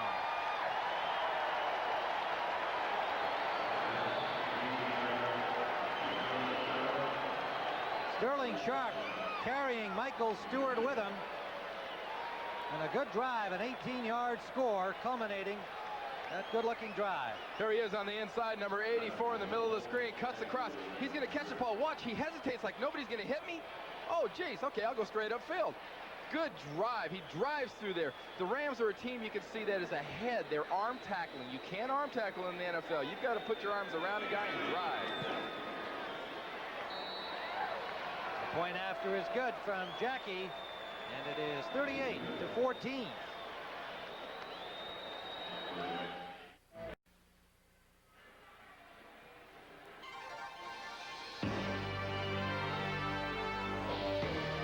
Nearby Disneyland, where lots of dreams and fantasies are built, and Los Angeles Rams fans are thinking big things this year for their team.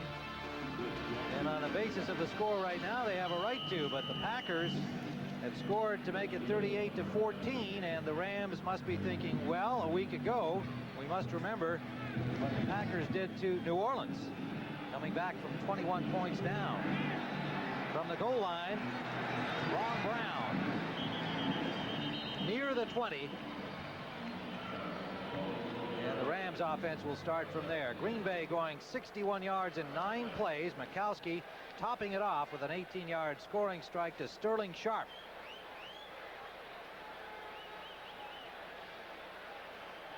Well, that's the kind of a drive Lindy Infante would hope that they could generate coming out. Got to be a little down after the events of the first half, and to see your young quarterback take them downfield, just what you were talking about, Randy. Oh, exactly. I think they're a little stung, they're a little embarrassed, and they're just out to make a point. They're being realistic. They're not going to try to score 31 points all at once. They're going to nick away and just have a good time and prove they belong in this league. Everett wants to throw on first down. He's sacked. So the Packer defense comes alive, and look at the spirit exhibited there. Harris and Sean Patterson. And that's the Green Bay Packers' first sack of 1989. Patterson will be the second person on the left here, working against Robert Cox, number 72, the left tackle for the Rams, and he just pulls a little cloth, runs around him, and meets Tim Harris at the quarterback. It seems that they got there at the same time. It'll be up to the scorekeeper as to who gets that sack. Cox, your fellow UCLA Bruin alumnus, playing for Irv Pankey, who left the game back in the first half with a nick. Cox has gone for Pankey since. Bell with flags down. He's got nowhere to go. Packer pursuit stops him near the 10-yard line. Murphy and Patterson again on the hit. Fired up Sean Patterson out of Arizona State, their number 2 choice a year ago. Lindy Infante tells us that he thinks this guy's right on track to becoming a real good defensive player. As a rookie last year, breaking him in slowly, but now a full-time starter. Defense, number 97. Penalty is accepted. It'll still be second down. Harris picks up the infraction. Well, that's one of the bad things. Tim Harris moves around an awful lot. He can go anywhere in that defense he wants, and he gets offsides once in a while. There's total offense. Green Bay 248, Rams 282, but the story has been the interceptions and the fumbles for the Green Bay Packers. Well, that's it. They've actually been more than holding their own here in terms of yardage. Second down. Everett. Picked out. Brian Noble. Noble to the 22-yard line. The pass intended for Holohan. Not a good throw from Everett. And Noble's got at least 300 people here cheering and yelling for him, his friends and family from Anaheim. I tell you, the Green Bay Packer defense is showing some of this fire and enthusiasm we mentioned at the top of the show. Brian Noble, number 91, in the middle of your screen here. Jim Everett's not really pressed. He sees a few hands in his face, steps to the side, throws right into Noble's hands. Maybe Everett, they talked before the game. He says, Brian, I know you're from here. You got family. I'll throw you a little gift. The Rams had better wake up. This is a team that has shown last week they have the ability to come back on anybody, and the New Orleans Saints they did it to are not a bad team. First down at the Rams 22. Hampton Sharp, the receivers. Good catch by Perry Kemp. Richard Brown, the linebacker, number 92 out of San Diego State, made the tackle on him. Held him to about a 7, maybe 8-yard gain. Let's see where they spot it. Just inside the 15. That'll leave 2nd and 3. I tell you from experience, having been in a situation like this before, you're talking in the huddle right here, let's hang in there. Let's get some points. They score another touchdown, it won't be let's hang in there. It'll be we can come back. We can beat these guys.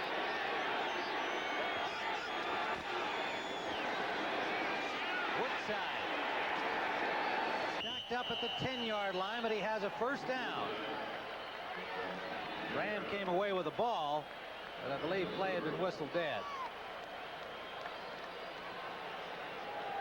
Michael Stewart came up with the ball after Brown made the hit, but it is still Packer ball. 38-14. Ram leads, 7:18 to go in the third quarter. And the Packers threatening again, having just scored minutes ago. Didier hustling onto the field. John Robinson, I'm sure, is going to send wake-up calls out if the Packers get this in the end zone. He will vocalize along the sideline.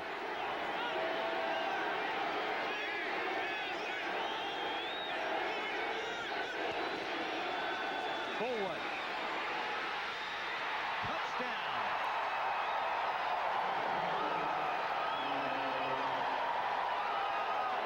That's the kind of running that they have wanted from Brent Fullwood since they picked him #1 in '87. He hasn't delivered it until this year. 11 yards for the score. A sure sign of a team that's not playing with emotion is one that will not tackle correctly. He breaks 1, 2, 3 tackles. Great run by Brent Fullwood. The Rams better stop looking at the menus in the sideline of the nice restaurants here in Orange County and start paying more attention to guys like Brent Fullwood here in the Green Bay Packers. Jackie with a point after. And we've got a long way to go, folks, and suddenly 38-21, a margin that could decrease further.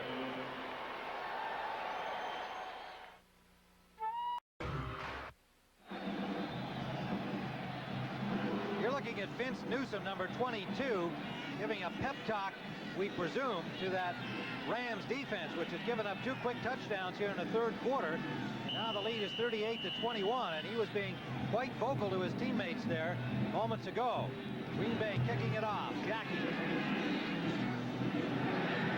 Ron Brown from the 4-yard line. Sideline.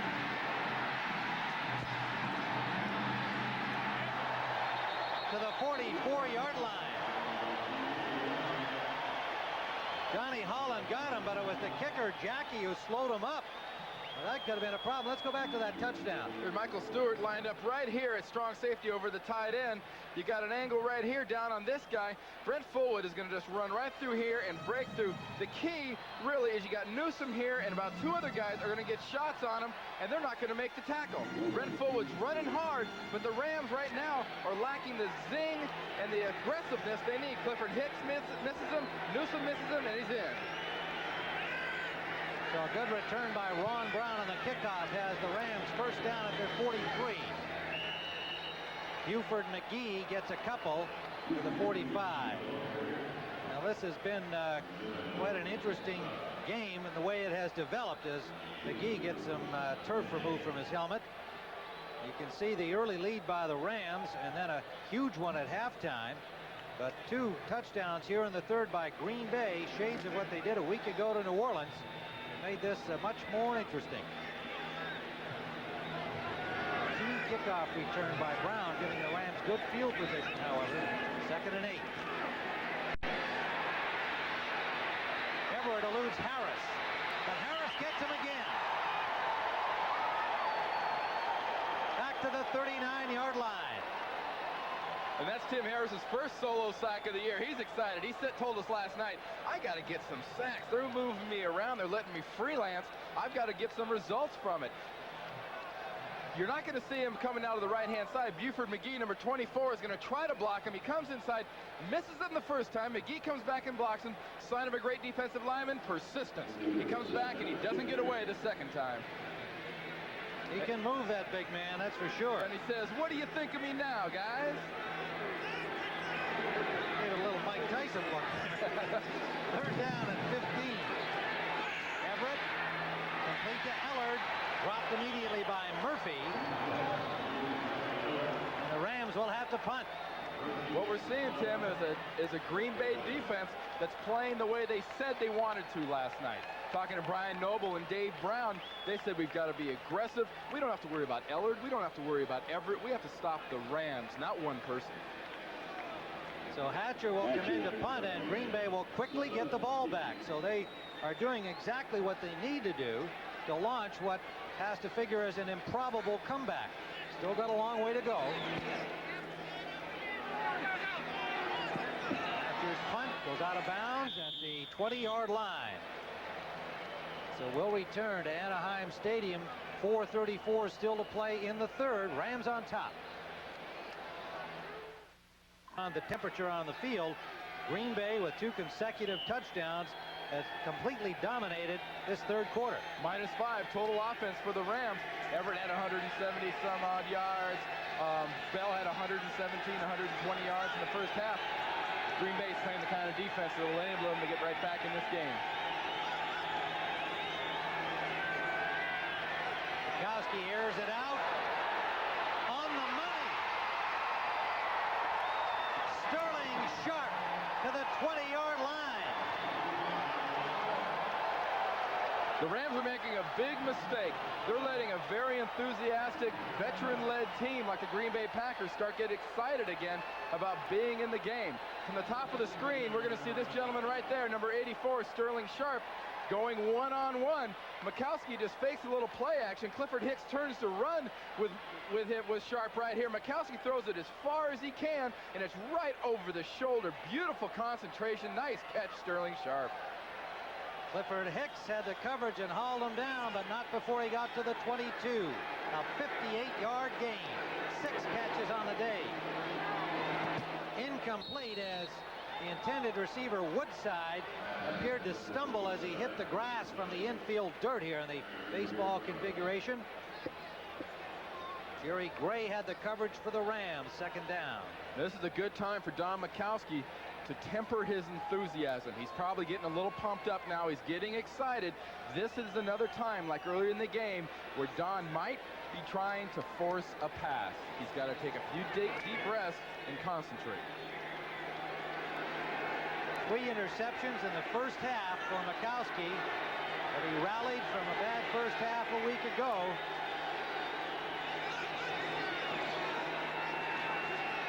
Lots of time for him. Goes to the release man. That's Fullwood. He gets to the 15 and takes a hard hit but holds on.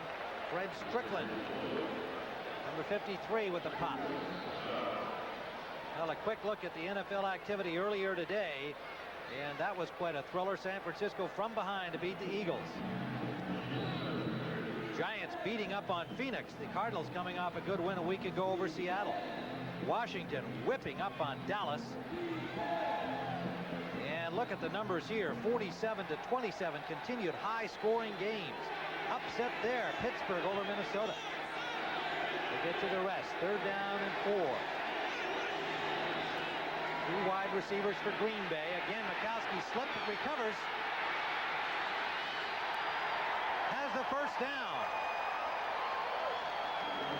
Inside the 10, they'll mark it at the 7. Lindy Infante giving a few instructions. He'll be bringing a play in. Majkowski looking downfield. He's going to get some pressure. He's not going to make anybody forget about Carl Lewis and his speed. But Majkowski very smartly goes for the 1st down marker, gets as much as he can, and gets out of bounds before somebody can get a shot on him. Clint Didier brought in the play. He lines up double tight with West.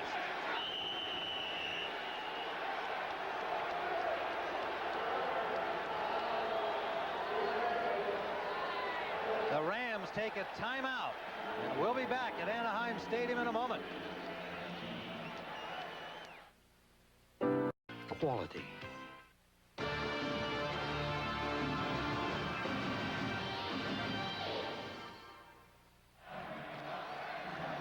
Well, you think time just slips away.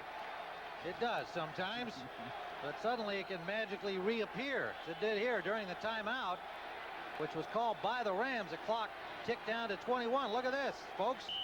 You've just gained some time back. Hard to do that, isn't it, life? Well, we went away there, and not only were the Rams not paying much attention lately, neither was their timekeeper. 2:45 remains, third quarter. Green Bay first down inside the 10. Forward to the 2. Forward looks like a whole new man to me. I mean, watching him over the first 2 years of his Green Bay career, he's running with abandon now. Well, he's comfortable with the system now. Now he's able to play his game. Before, he was so worried about making mental mistakes and being able to properly absorb the offense that he wasn't able to play Brent Fullwood's football. Quick look at some other final scores in earlier. Tampa Bay handing the Saints their second loss. Green Bay second and a goal to go. Mandarich is in the lineup as a tight end on the left, number 77. The pass to the right side, touchdown, Ed West.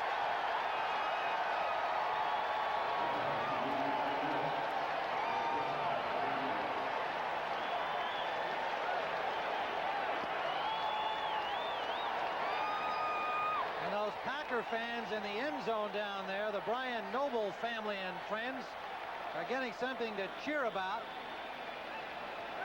They're a small, lonely group among the thousands here cheering for the Rams, but right now they're coming alive, pom-poms and all. Back to the point after.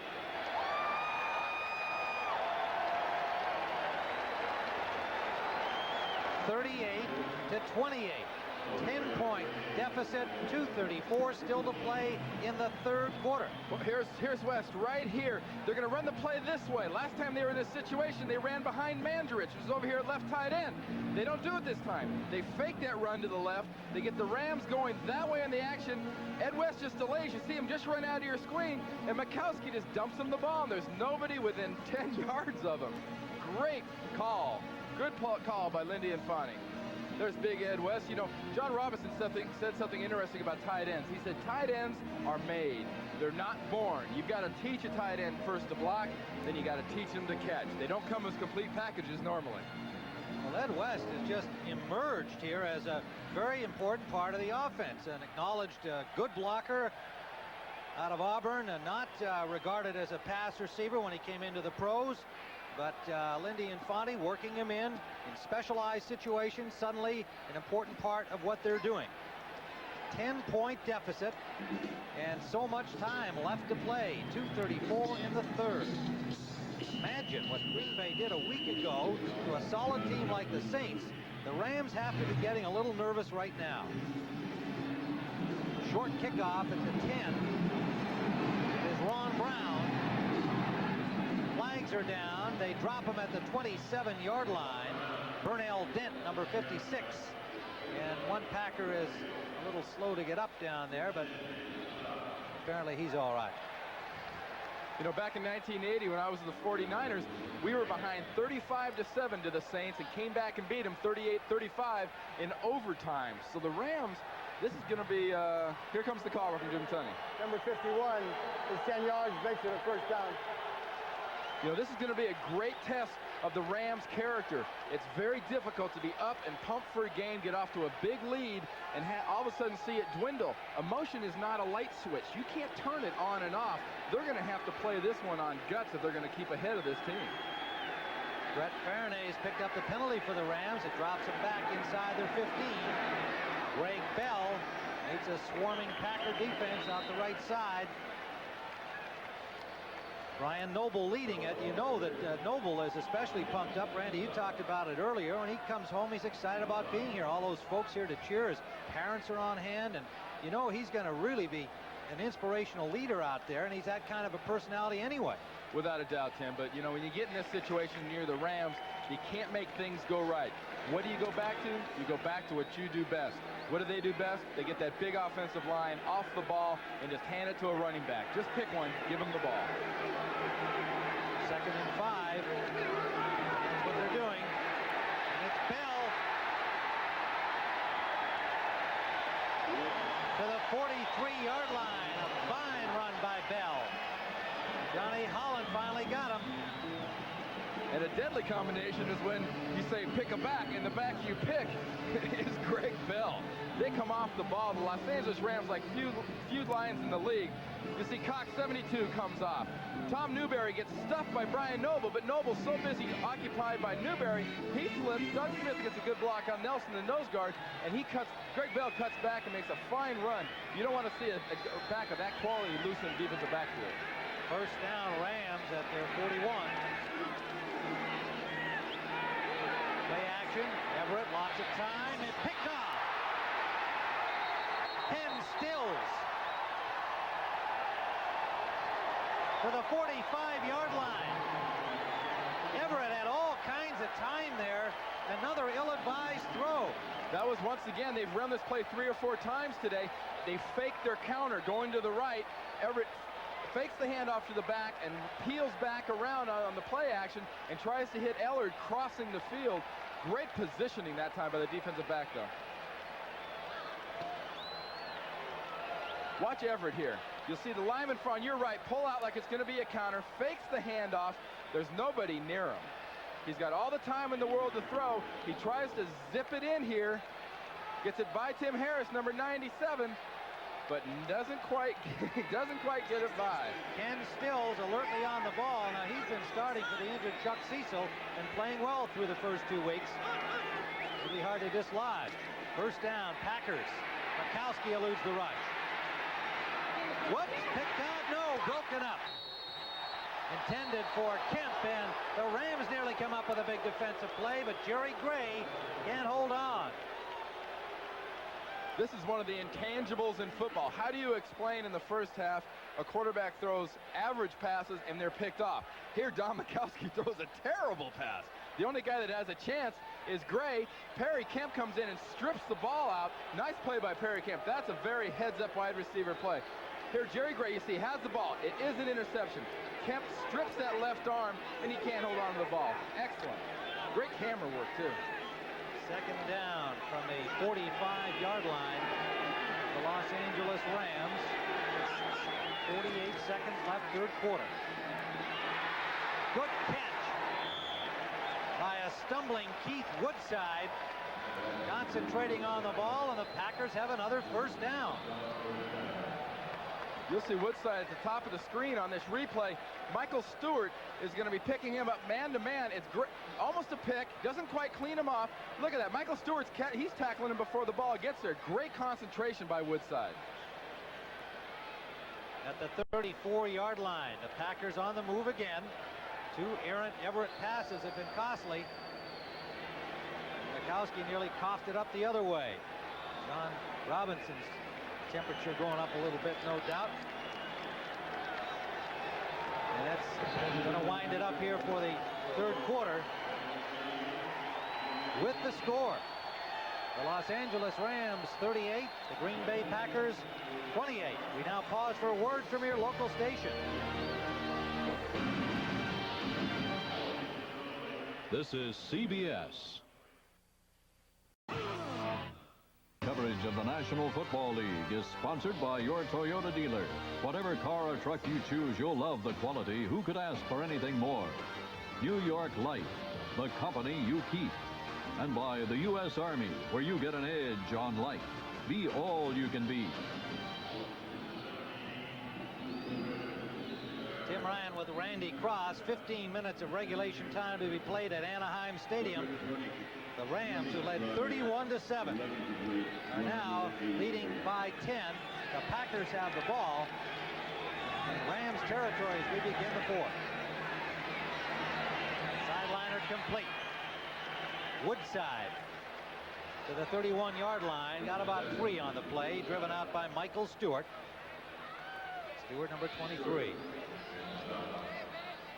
Majkowski's shown a lot of poise. He's made 1 bad pass, but look at this. Last 3 possessions. 9 plays, touchdown. 3 plays, touchdown. 6 plays, touchdown. Rams, on the other hand, have not had quite the success that the Green Bay Packers have enjoyed. 2 interceptions and 2 punts. John Robinson's got to be doing some serious worrying right now about his offense.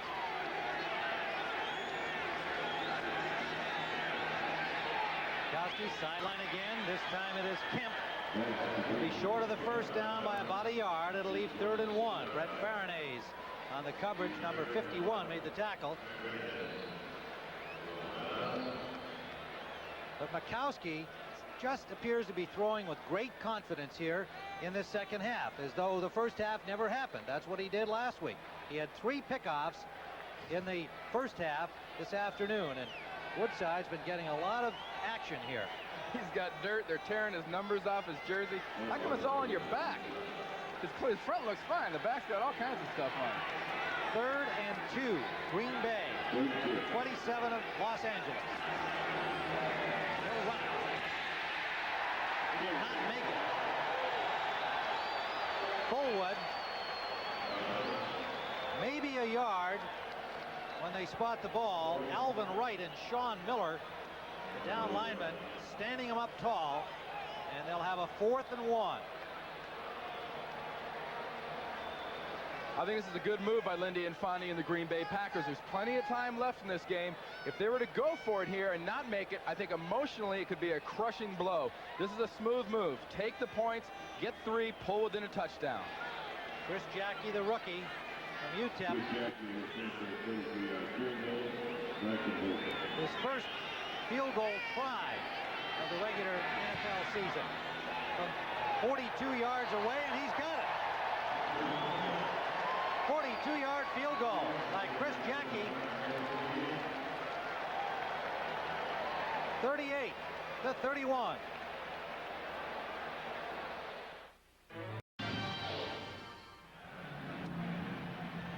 Back here at Anaheim Stadium, in 2 lines, that tells a story, doesn't it? 38-7, the Rams in the first half. And in the second game of the doubleheader, Green Bay is leading 24-0. Well, that adds up to 38-31.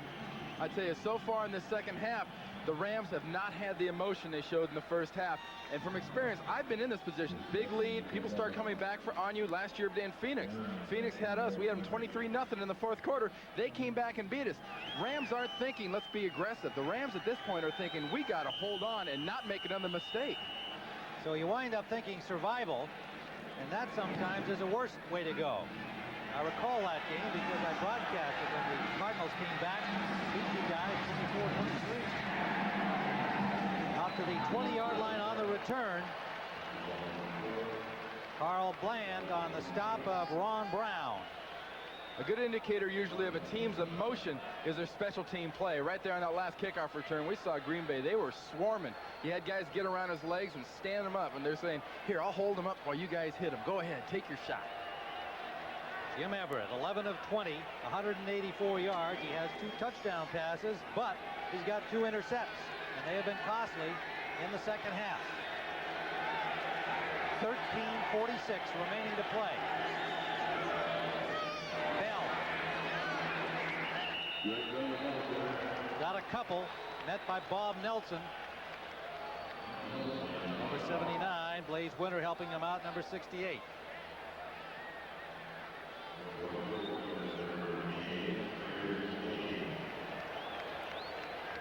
Well, there it is, graphically spelled out. Rams with a 10-zip lead. Green Bay actually played pretty well in that quarter, but nothing good happened for them. And then everything went awry, and a huge lead halftime for the Rams. But it's been all Packers in the second. Flags down on the second down play.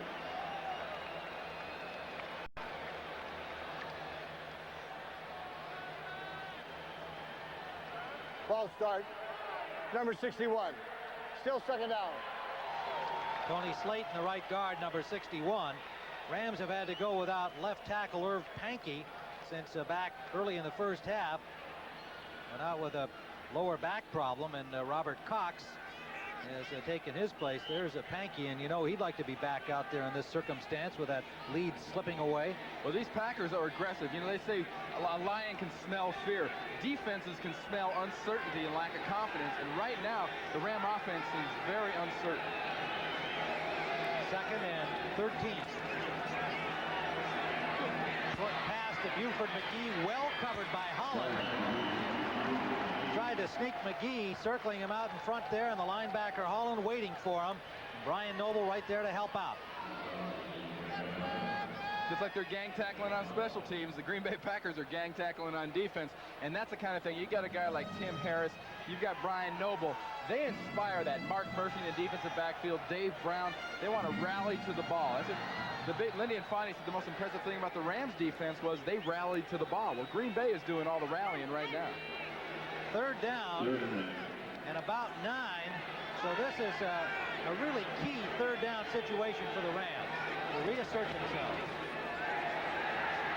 Everett rushed and he hit the official with a pass. Intended up the middle.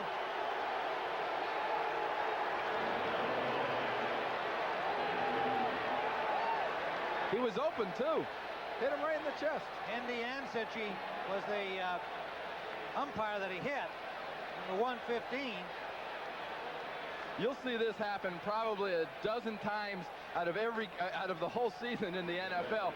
Everett's getting some pressure. He can feel Patterson and Harris coming after him. He flips it. Ansic never gets a chance. Andy Ansic never had a chance to get out of the way. Didn't show much in the way of hands there, did he? You catch it, you're going to get hit. Punt taken at the 35. Mickey Sutton. Newman on the hit. Flag down, however.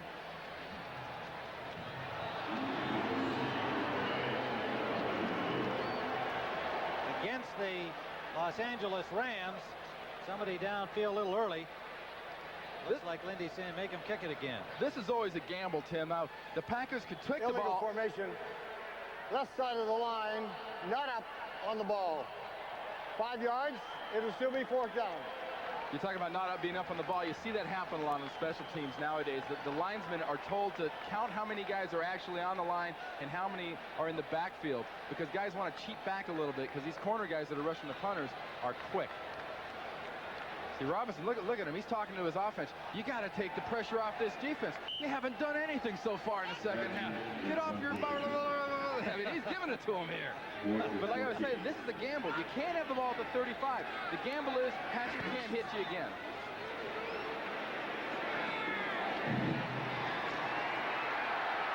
Sutton, the ex-Ram, gets into the 45 and still going to the 41. Mickey Sutton, one of 7 Plan B free agents on this Packer roster. He happens to be a former Ram. And Wiltshire finally stopped him, but good field position for Green Bay at the 41. When things are going good, they're going good. Lindy won on that gamble. We'll be right back.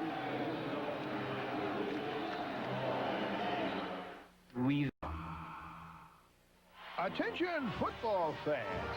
Get a free NFL warm-up jacket when you buy 10 rolls of Think Insulation R19 or higher from you know who.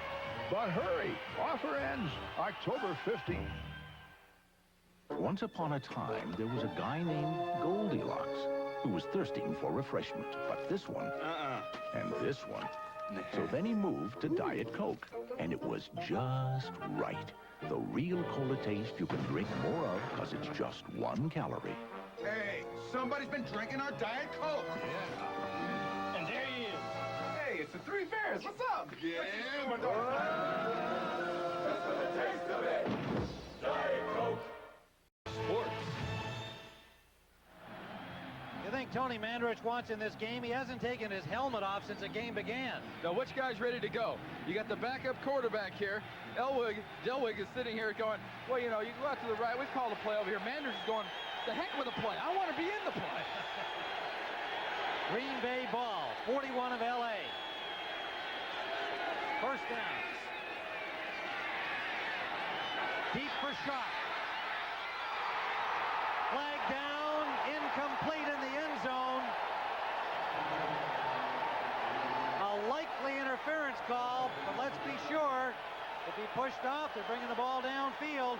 Clifford Hicks had the coverage. That was the exact same play-action pass that Sterling Sharp beat Hicks on in the 3rd quarter. Faked the ball up the middle to the running back. Majkowski. Pass interference. Defense. Number 28 in the end zone. Ball will be placed on the 1-yard line. First down. You can see Clifford Hicks, number 28, never looked back for the ball. He was studying the receiver and went to face guard him. He can do all that as long as he looks back. If you don't look back for the ball, they're going to throw a flag on that every time. 1-yard line of scrimmage for Green Bay, first down. Sharp nearly hung on to the ball as it was. Mandarich is in at the left tight end position. Didier sets on the wing next to him. West on the other side. Loose ball. Rams have it. Buford McGee, I believe, dropped the ball. Not McGee, pardon me, Fullwood. Brent Fullwood of the Packers, and we'll wait and see who came up with it. Reed. Doug Reed, number 93.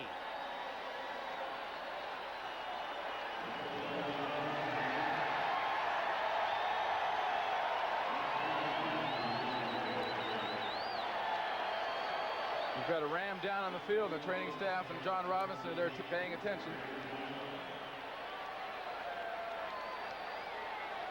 We'll see this on the rebound. There's Doug Reed, happy about the recovery. There's no excuse for a running back in this situation unless it was a fumble that was caused to drop the ball here. Fullwood's driving through. We couldn't see where the ball came from on that ground level angle. You know, from the other side, Green Bay could make the... Fullwood's obviously saying, hey, I was in the end zone before I dropped the ball. But Fullwood's going to come in. Here's Stamms, 50. On the right-hand side of your head, lower his helmet, come in. He catches them right on the elbow, right where the ball is. The ball is now loose, and it's bouncing into the end zone. And Doug Reed, number 93, is going to kind of burrow down to the bottom of that pile and come up with it. Doug Reed came up with the ball. Stamms made the hit, and Stamms was the injured Ram, but he's up and back on the bench. So the Notre Dame rookie with a big play there. And recovered in the end zone, so it comes out to the 20-yard line. Rams ball. A huge turnover as the Packers had completely taken the play away here. 11:23 still to play. Now the onus on the Rams offense to move it upfield. And the Packers to try and keep their momentum by getting it right back.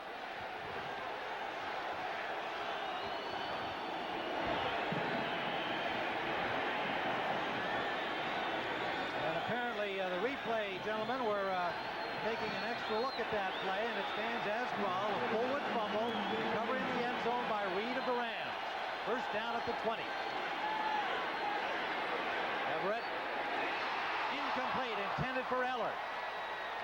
Diving in front was Mark Murphy. May have tipped it, at the very least distracted him. We saw that last replay on the near touchdown by Brent Fullwood that ended up being a fumble. Here we see Stamms, number 50, left-hand corner of the screen. Great linebacker instincts. He sees the lead block. He sees where it's going to go. He comes in and puts his helmet, we can't quite see, but right there, right on the ball. Look, that's where the ball's coming loose in the middle of your screen. It's on the ground. Doug Reed recovers. Second and 10. Bell stopped at the line of scrimmage. Murphy coming up to fill, helping Brian Noble, who made the first hit. You know, Brian Noble made a point to us yesterday. He says, you know, guys, for years here, the defense knew that if we won the game, or if we were going to win a game, the defense had to win a game. Now, all of a sudden, they realize, gee, we got a pretty good offense here. All we really have to do now is stop them. Our offense will score. Saw Fullwood getting a little attention there. He came into the game with a little hurt on the leg. Third down. Long 9 for Everett. Lots of time on the roll, but trying to find an open man, he does. First down, Rams. Aaron Cox. Number 84, the second-year man from Arizona State. A key catch here. Jim Everett had enough time standing out there about the 20-yard line, batting his hand on the ball. He should have had an umbrella, a lawn chair, a little cooler there for him, because nobody was even close to him. Here we're using this little boot out again. Everett's back there. Look at him pounding on the ball. Where do I go? Where do I go? And he spots his man, zips it over there. Fine pass. First down, Rams. They lead 38-31.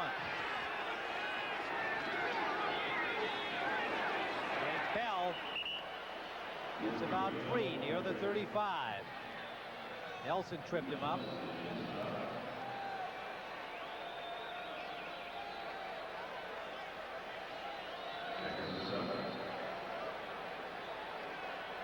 A game that appeared to be an absolute rout at halftime turns into one of those nail biters, and still lots of time left.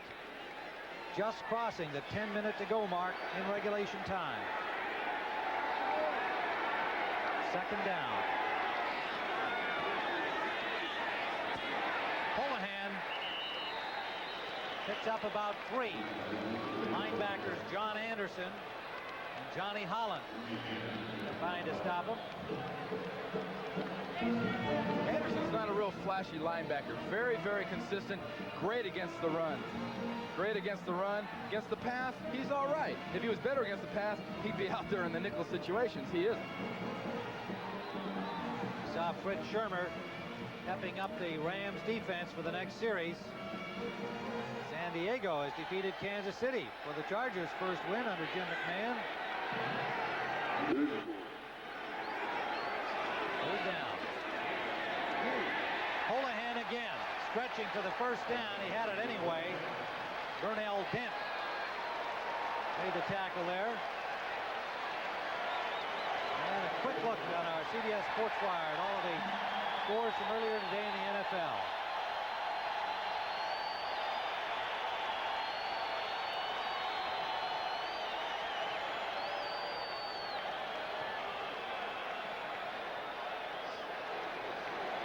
Pittsburgh was one of the big upsets, a thriller in overtime. Seattle a big winner today. Everett for Bell. Bell gets about 3. The 46-yard line of Los Angeles. Noble pushed him out. A short passing game of the Rams, chinking upfield now from the 20-yard line, and they're at the 46. You know, if you're going to eat up the clock, you'd think you got to run it, but they've lost the luxury of kind of doing what they figure they might want to do. Now they're just going to have to take what Green Bay is going to give them. With 8 minutes and 21 seconds, the Rams have got a very poised, John Robinson kind of led drive going here. The clock was their adversary. Now moving the ball like this, it is definitely their ally. With Bell, he's got room.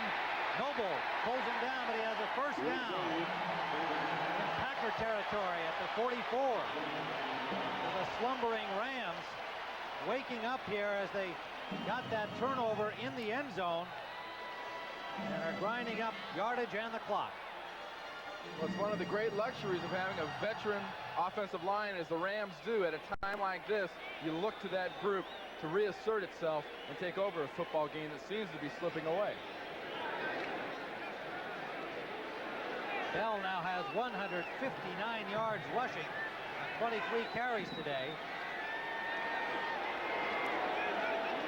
Ramon Johnson in motion. Bell again. Hauled down by Sean Patterson, but he has another Ram first down.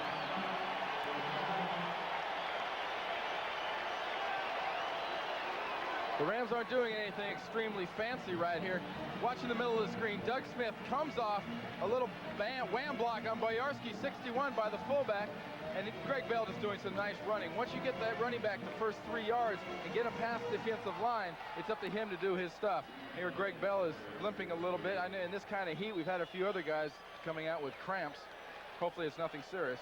And he came into the game with a shoulder injury, but John Robinson knows that this guy will give it everything he's got. That's what he expects out of these backs. He works them. They earn their money.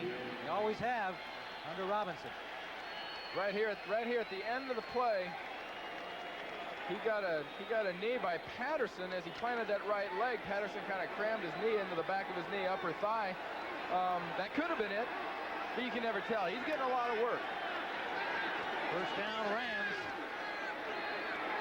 Everett, sideliner, incomplete. Intended for Ellard. Well, now for the Packers, they've got to come up with a big defensive play as the clock in favor of the Rams. 6:51 it stopped now on the incompletion. You see Bell looks like he's eager to get back out there, but still on the sideline.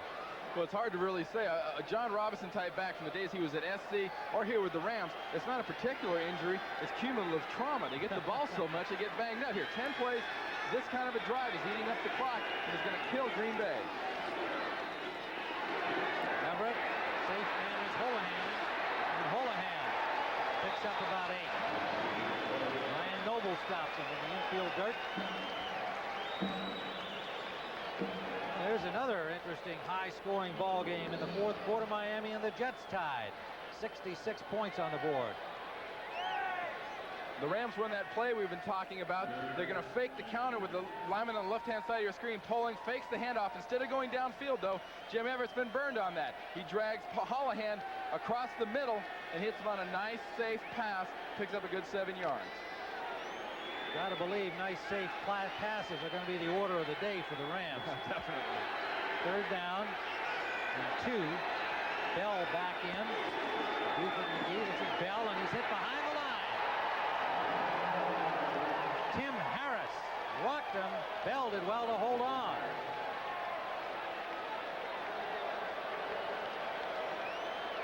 Fourth down. Lansford will come on to attempt the field goal. What a huge play this is.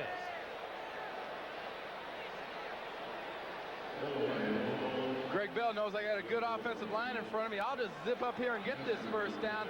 Tim Harris fights off Damone Johnson, makes a form tackle and dumps Greg Bell on his back. Great. 45-yard attempt by Lansford. 2 of 3 this year. Clutch field goal by Mike Lansford.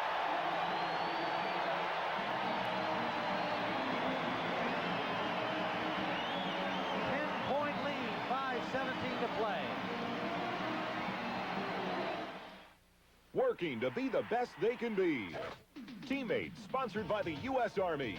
The San Francisco 49ers possess the most dangerous quarterback tandem in the league. Steve Young's legs and Joe Montana's arm make San Francisco signal callers almost unstoppable.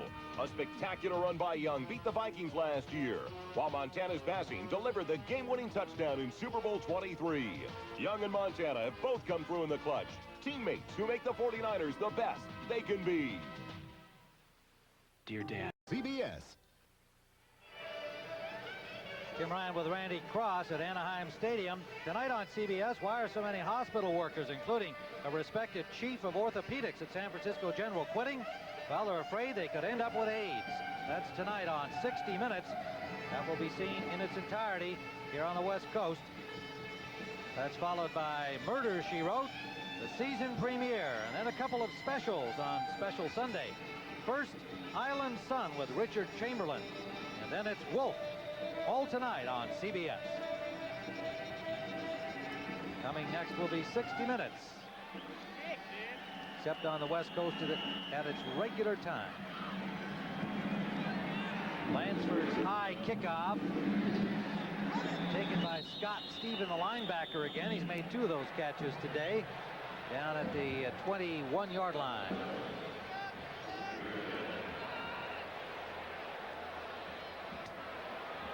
You know, a lot of people wonder there, why would a person ever fair catch a kickoff? That's not a return guy. That's a linebacker. Coaches teach players, don't take a chance, catch the ball, get down on a knee, give us the ball. Don't be a hero. Well, he's done it twice and done it properly. John Robinson got to feel a little bit better now, that 10-point cushion, but still 5:12 to go. Now will Green Bay try to get it down the field in a hurry, Randy, or are they going to stay with a little mixture of run and pass? I think they got to keep what we got in there. Medium range passing.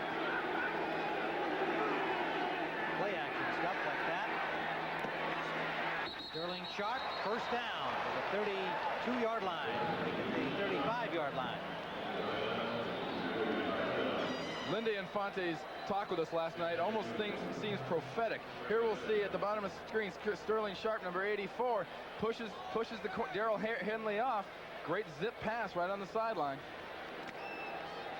They wanted more big play production out of Sterling Sharp, and they've gone to him in a lot of critical situations today. Majkowski's numbers coming up from the disastrous first half. Those 3 pickoffs came in the first half. Sideline. incomplete. Woodside escapes nicely, and he'll be close to a first down. Looked like we might have had a little face mask there right at the end of that tackle. Michael Stewart, number 23, pulling him down. Woodside's had a big game for the Packers, primarily as a receiver. Face mask, number 23, 5 yards, added to the end of the run, and it'll make it a first down. That's Stewart.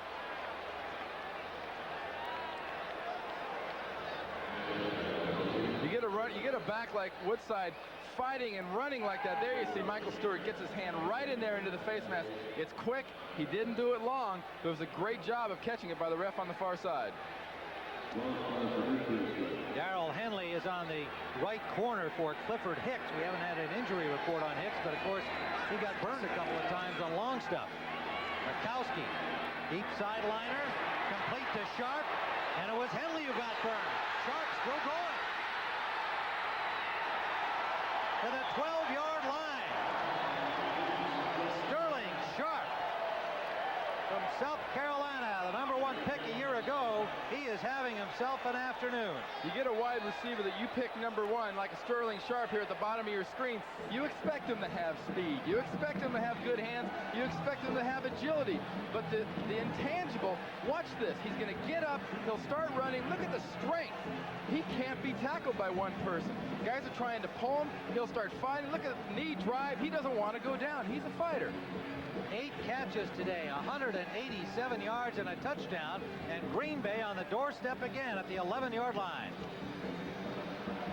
They might be reviewing this one to see if maybe as he leaped up in the air, Henley came in and might have touched him on the foot and sent him to the ground. That would make it down by contact.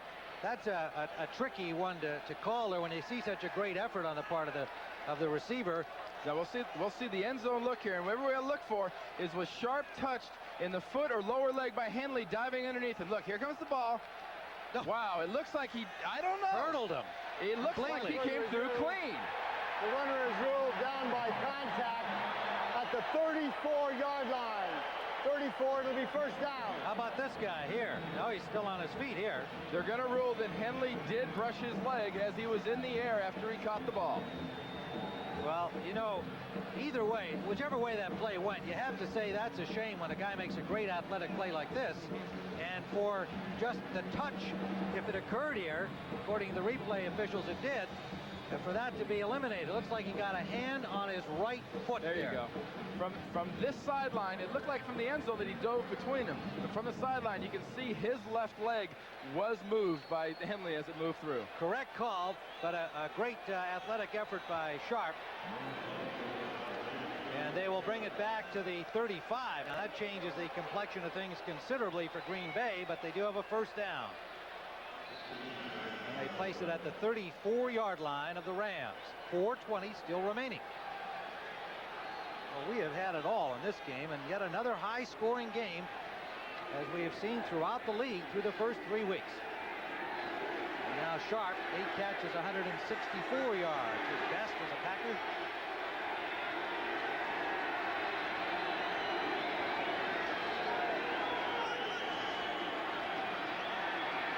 Majkowski with lots of time.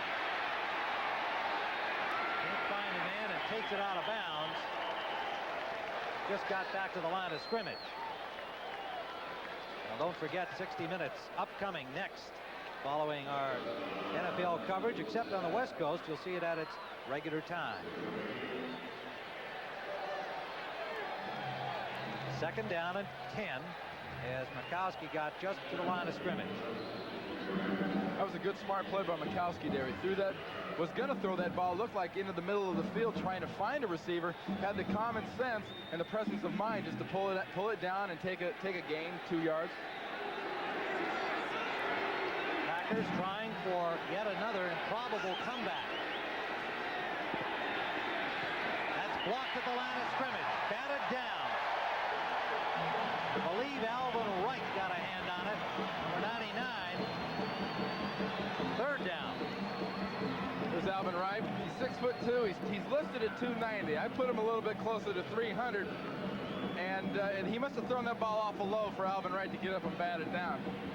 Now, you've played against Alvin Wright frequently in your rivalry with the Rams. How do you rate him as a noseman?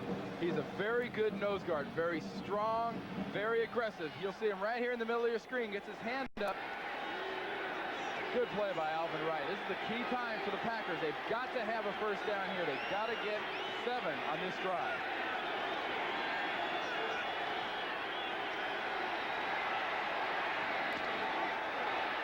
Complete. Carl Bland. The Plan B free agent from Detroit comes up with a huge play. It'll be first down, Packers at the 24-yard line. Carl Bland out of Virginia Union. Good pass protection from Majkowski. Majkowski zips it in there. And Bland, it just gets through, goes right through Newsom's hands and into Bland's arms. Now they're measuring here. It looked to us like he had the first down, but let's be sure as the officials are measuring. Yes, indeed. First down, Packers. 3:37 to go. They're down by 10. 45-yard field goal by Lansford looming large as they got that fumble recovery in the end zone. Started from their 20, came up with a critical 3 points.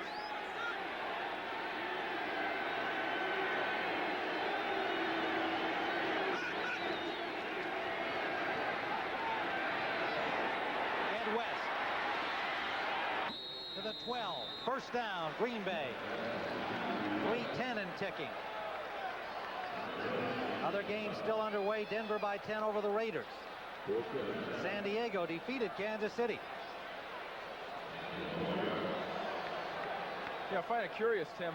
Green Bay is running a lot of play action for these nice pass plays they're completing. They're not running the ball extremely effectively, but the Rams are biting on the play action. You know, something you see not only in Bill's type of an offense, but Bill Walsh's type of offense, but Lindy Infante's also, where you throw your pattern, your plays go by patterns, not by design. Well, the Packers take a timeout. Majkowski wants to be sure here. 2:52 to play. Well, next Sunday on CBS, these Green Bay Packers will be at home against Atlanta, and regardless of the outcome of today's game, again, they have shown great tenacity, great spirit, and this young team growing in confidence. The Redskins will be at New Orleans. Doubleheader action. We'll see the Rams at San Francisco. What a big one that'll be, again, regardless of the outcome here today. And the Giants winners today will be at Dallas. Dallas is 0-3.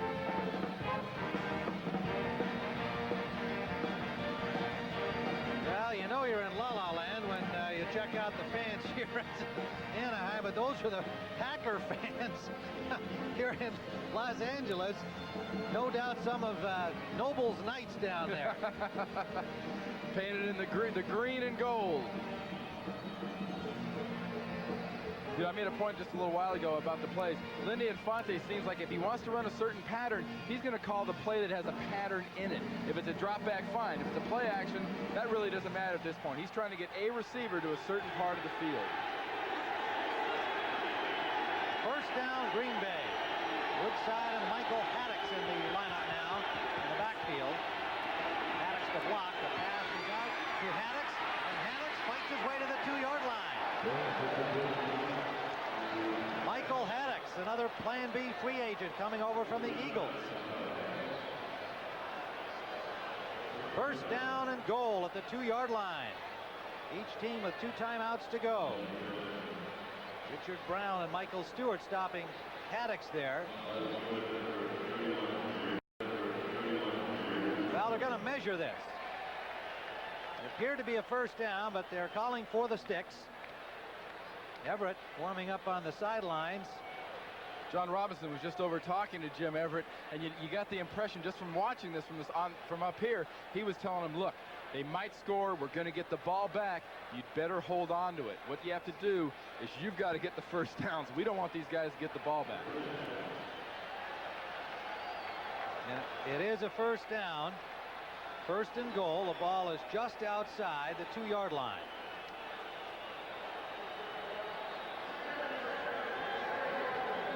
Majkowski looking calm and poised in that huddle. He's a fiery guy, but he's been a very poised man in the second half after the misfortune of the first half. Mandarich is in there again at the left end position. Didier on the wing. Now Didier in motion. Majkowski lobbing to the end zone for West, and he is pushed down. There'll be an interference penalty on Mel Owens. Literally knocked West on his backside before the ball even left the hands of Majkowski. I'm really impressed here by Lindy Infante. Interference, defense, number 58 in the end zone. Ball will be placed on the 1-yard line, first down. I'm real impressed by Lindy Infante and Don Majkowski. You see Tony Manders checking in with Jim Tunney. I'm still in. He's getting some playing time. But I'm impressed by their patience. They're not going for this flashy plays. Here you see Majkowski is going to drop back, timing pattern, 1, 2, 3, 4, and lob it up in the air. Look at that, clearly face guarding. He never looked back for the ball, and then he dove into the receiver. Goal from the 1. Fullwood driving into the end zone, touchdown. 2:21 still to play. You know, Brent Fullwood was thinking two things. Keep driving, score a touchdown, and wrap two hands around the ball, and don't drop it this time. Well, I think it's time for us to just reiterate the Packer comeback situation here. It's still possible for them. The Rams will try to prevent that with their offensive possession upcoming. 21 points. They came from behind last week to beat New Orleans 35-34. Their best ever comeback, a 23-point deficit, as Jackie gets the point after, and that occurred against the Rams in Milwaukee in 1982 when they came from behind 23 down to win it 35-23. They were 24 points down in this game. They're now 3. Make that 4. Ground level here, and Brent Fullwood's going to get it. It wasn't a particularly good job of blocking by the offensive line of the Green Bay Packers. The Rams filled well. Brent Fullwood was not about to be denied. He's driving, he's running. Look, he gets through the goal line, he puts that other left hand over the ball. He's going to be safe. This is so far, we've watched a team that was behind 38-7 at the half come back into this half and score 31 points and pretty much be uncontested so far in the second half. And they trail by only 3 points here with 2:21 to go. Well, now John Robinson and Jim Everett got to find a way, as you outlined, Randy, to keep the ball. They are now in the survival mode here. They're not looking to do anything except hold on to that lead. Well, the first thing they want to do is get the ball in their possession. The Rams, obviously, you're going to see here, they're going to be anticipating an onside kick. They've got their onside kick return team out here with 2 guys deep at around the 17, 18-yard line, and the other 9 guys are lined up in between the 45 and basically the 45-yard lines here.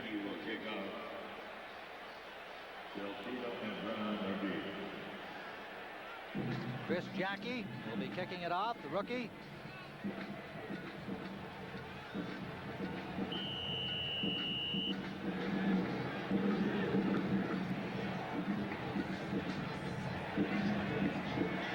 Into the end zone. Ron Brown covers it there, and the Rams will start from their 20 with 2:13 remaining to play regulation time.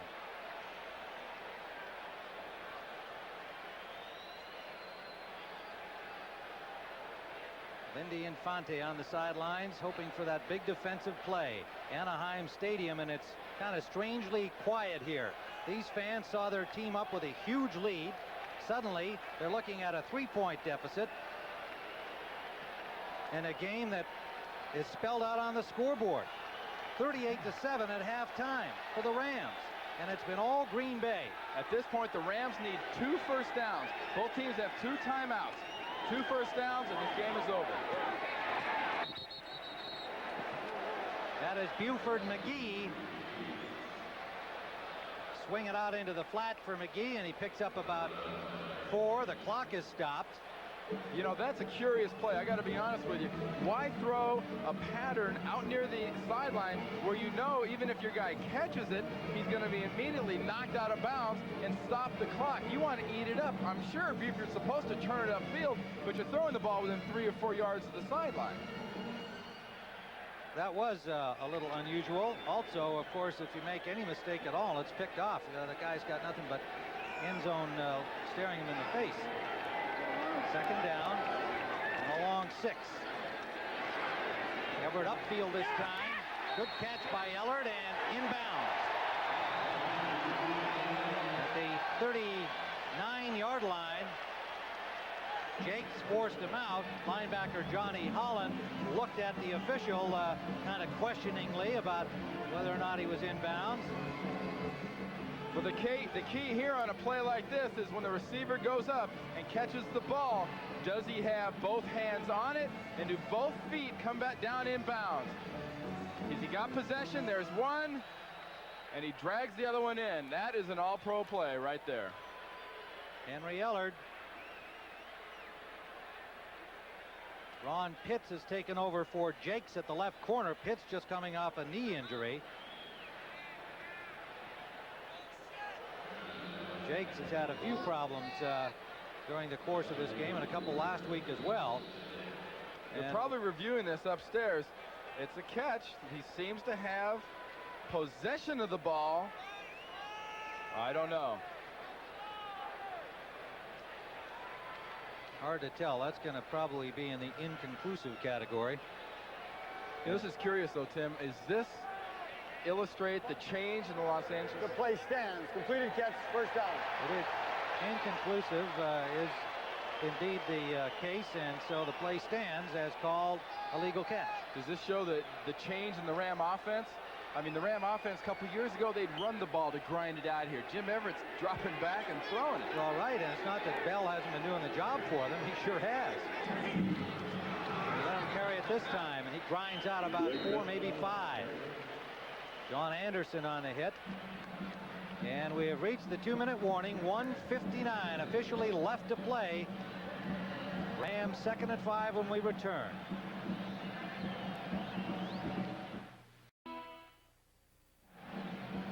Tim Ryan and Randy Cross.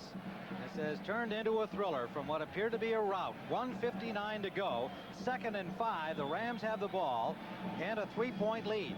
They're at their own 44-yard line. Packers desperate to get the ball for one last attempt at the end zone.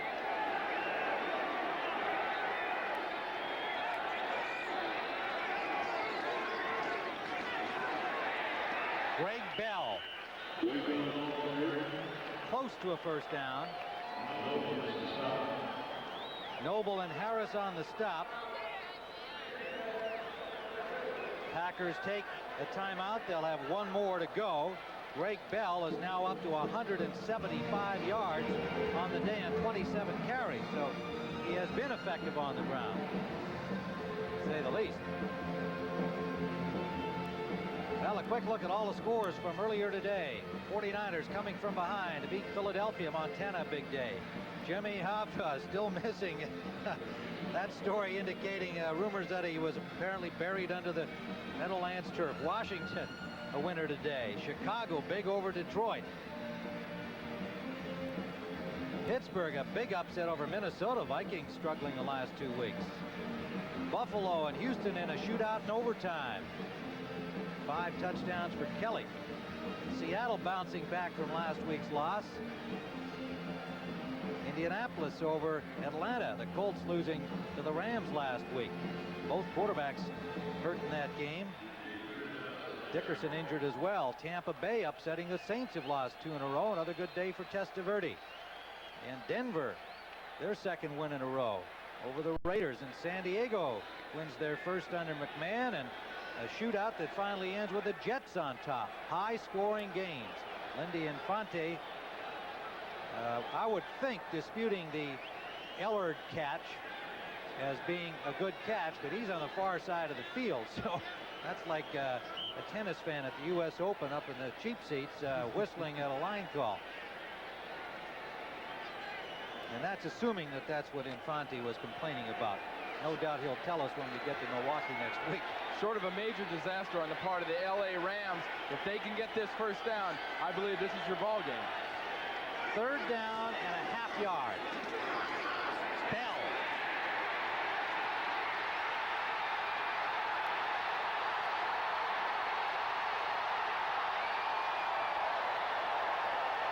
Johnny Holland stopped him at the 5-yard line. Greg Bell has been outstanding today. A 47-yard run. Well, everybody's up. They know it's going to be a run. It's a quick pitch out here to the screen, to the left side of your screen. Greg Bell sees the opening. He sees the gap, cuts back and makes it. Tim Harris doesn't have enough momentum going the other way. He can't stop. Now he's just going to go for a race. He's got to be getting tired. He's got over 210 yards rushing. It doesn't quite have enough to get by Holland there and get into the end zone. 222 yards on the day, and a tired Greg Bell can barely make it back to the Rams bench.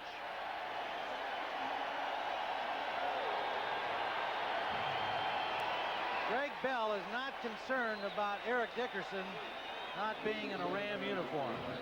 It's his job, and he's doing it well. Down at the 6-yard line, the Rams will have the ball with 54 seconds left, and it looks like they will have survived this valiant comeback attempt by the Packers. And don't forget, 60 minutes will follow immediately. The conclusion of our football telecast, and those of you on the West Coast will see it at its regular time, our outstanding Sunday night show. 60 minutes on CBS. So the Rams will move to 3-0 along with the 49ers, who had a battle to beat the Eagles today, and Atlanta and New Orleans behind them at 1-2. Next week, those two undefeated teams will face each other here on CBS, and I know, Randy, you're particularly looking forward to that one. I think it's going to be a great game. It's two high-powered offenses and two very aggressive defenses. Jim Everett had a great first half, stumbled a bit in the second, but he's got his team in position to win. You know, Tim, at this point, this game has served two lessons, I think. It served a lesson to the Rams not to get overconfident, not to get too cocky when you get out and you get a lead on somebody. And it served, I think, an equally valuable lesson to the Green Bay Packers, that they are a team that can come back. They're a team that hangs together in the bad times. And I think come the end of the year, this will really reap dividends for Lindy Infante and the Green Bay Packers. Well, and they've got a couple of little easier competition games coming up in the next couple of weeks. And I think they can go away from here feeling good about themselves despite the defeat. For the Rams, their numbers are on the board. They're 3-0. Chance to tell you that the coordinating producer of the NFL on CBS is Charles H. Milton III. Today's game produced by Bob Monsbach and directed by Kathy Barretto. The executive producer of CBS Sports is Ted Shaker. And our usual outstanding crew and support today to bring you the pictures of the winners and the losers. And there is Ken Rutgers, who gave it all he had out there today, as did all of his teammates. Fred Strickland, number 53. You know, at this point of a game, when things go bad like this, when you're on the losing side, as Green Bay is, there's Dave Brown. You're not going to find a prouder guy around than Dave Brown. He's the kind of guy right here, and the Mark Murphys and the Majkowskis, that this Green Bay team is going to rally around. So Everett just using up the clock here. And what seemed like an improbable effort on the part of the Packers has come to be the case, but what an effort they gave. You can't say enough about the character this Green Bay Packers team really showed today. I think they showed people last week they have the ability to come back and beat a team like New Orleans. The LA Rams have an offense that can play with anybody in this league, and their defense is supposed to be equally as good. And the Packers have showed maybe they belong somewhere up in that echelon. Credit to the Rams, especially after the fumble recovery by Reed in their own end zone, to bring it downfield and come up with a winning field goal by Mike Lansford. Turned out to be the margin in this wild football game at Anaheim Stadium. And the final score, the LA Rams 41 The Green Bay Packers 38. We'll be back at Anaheim in a moment.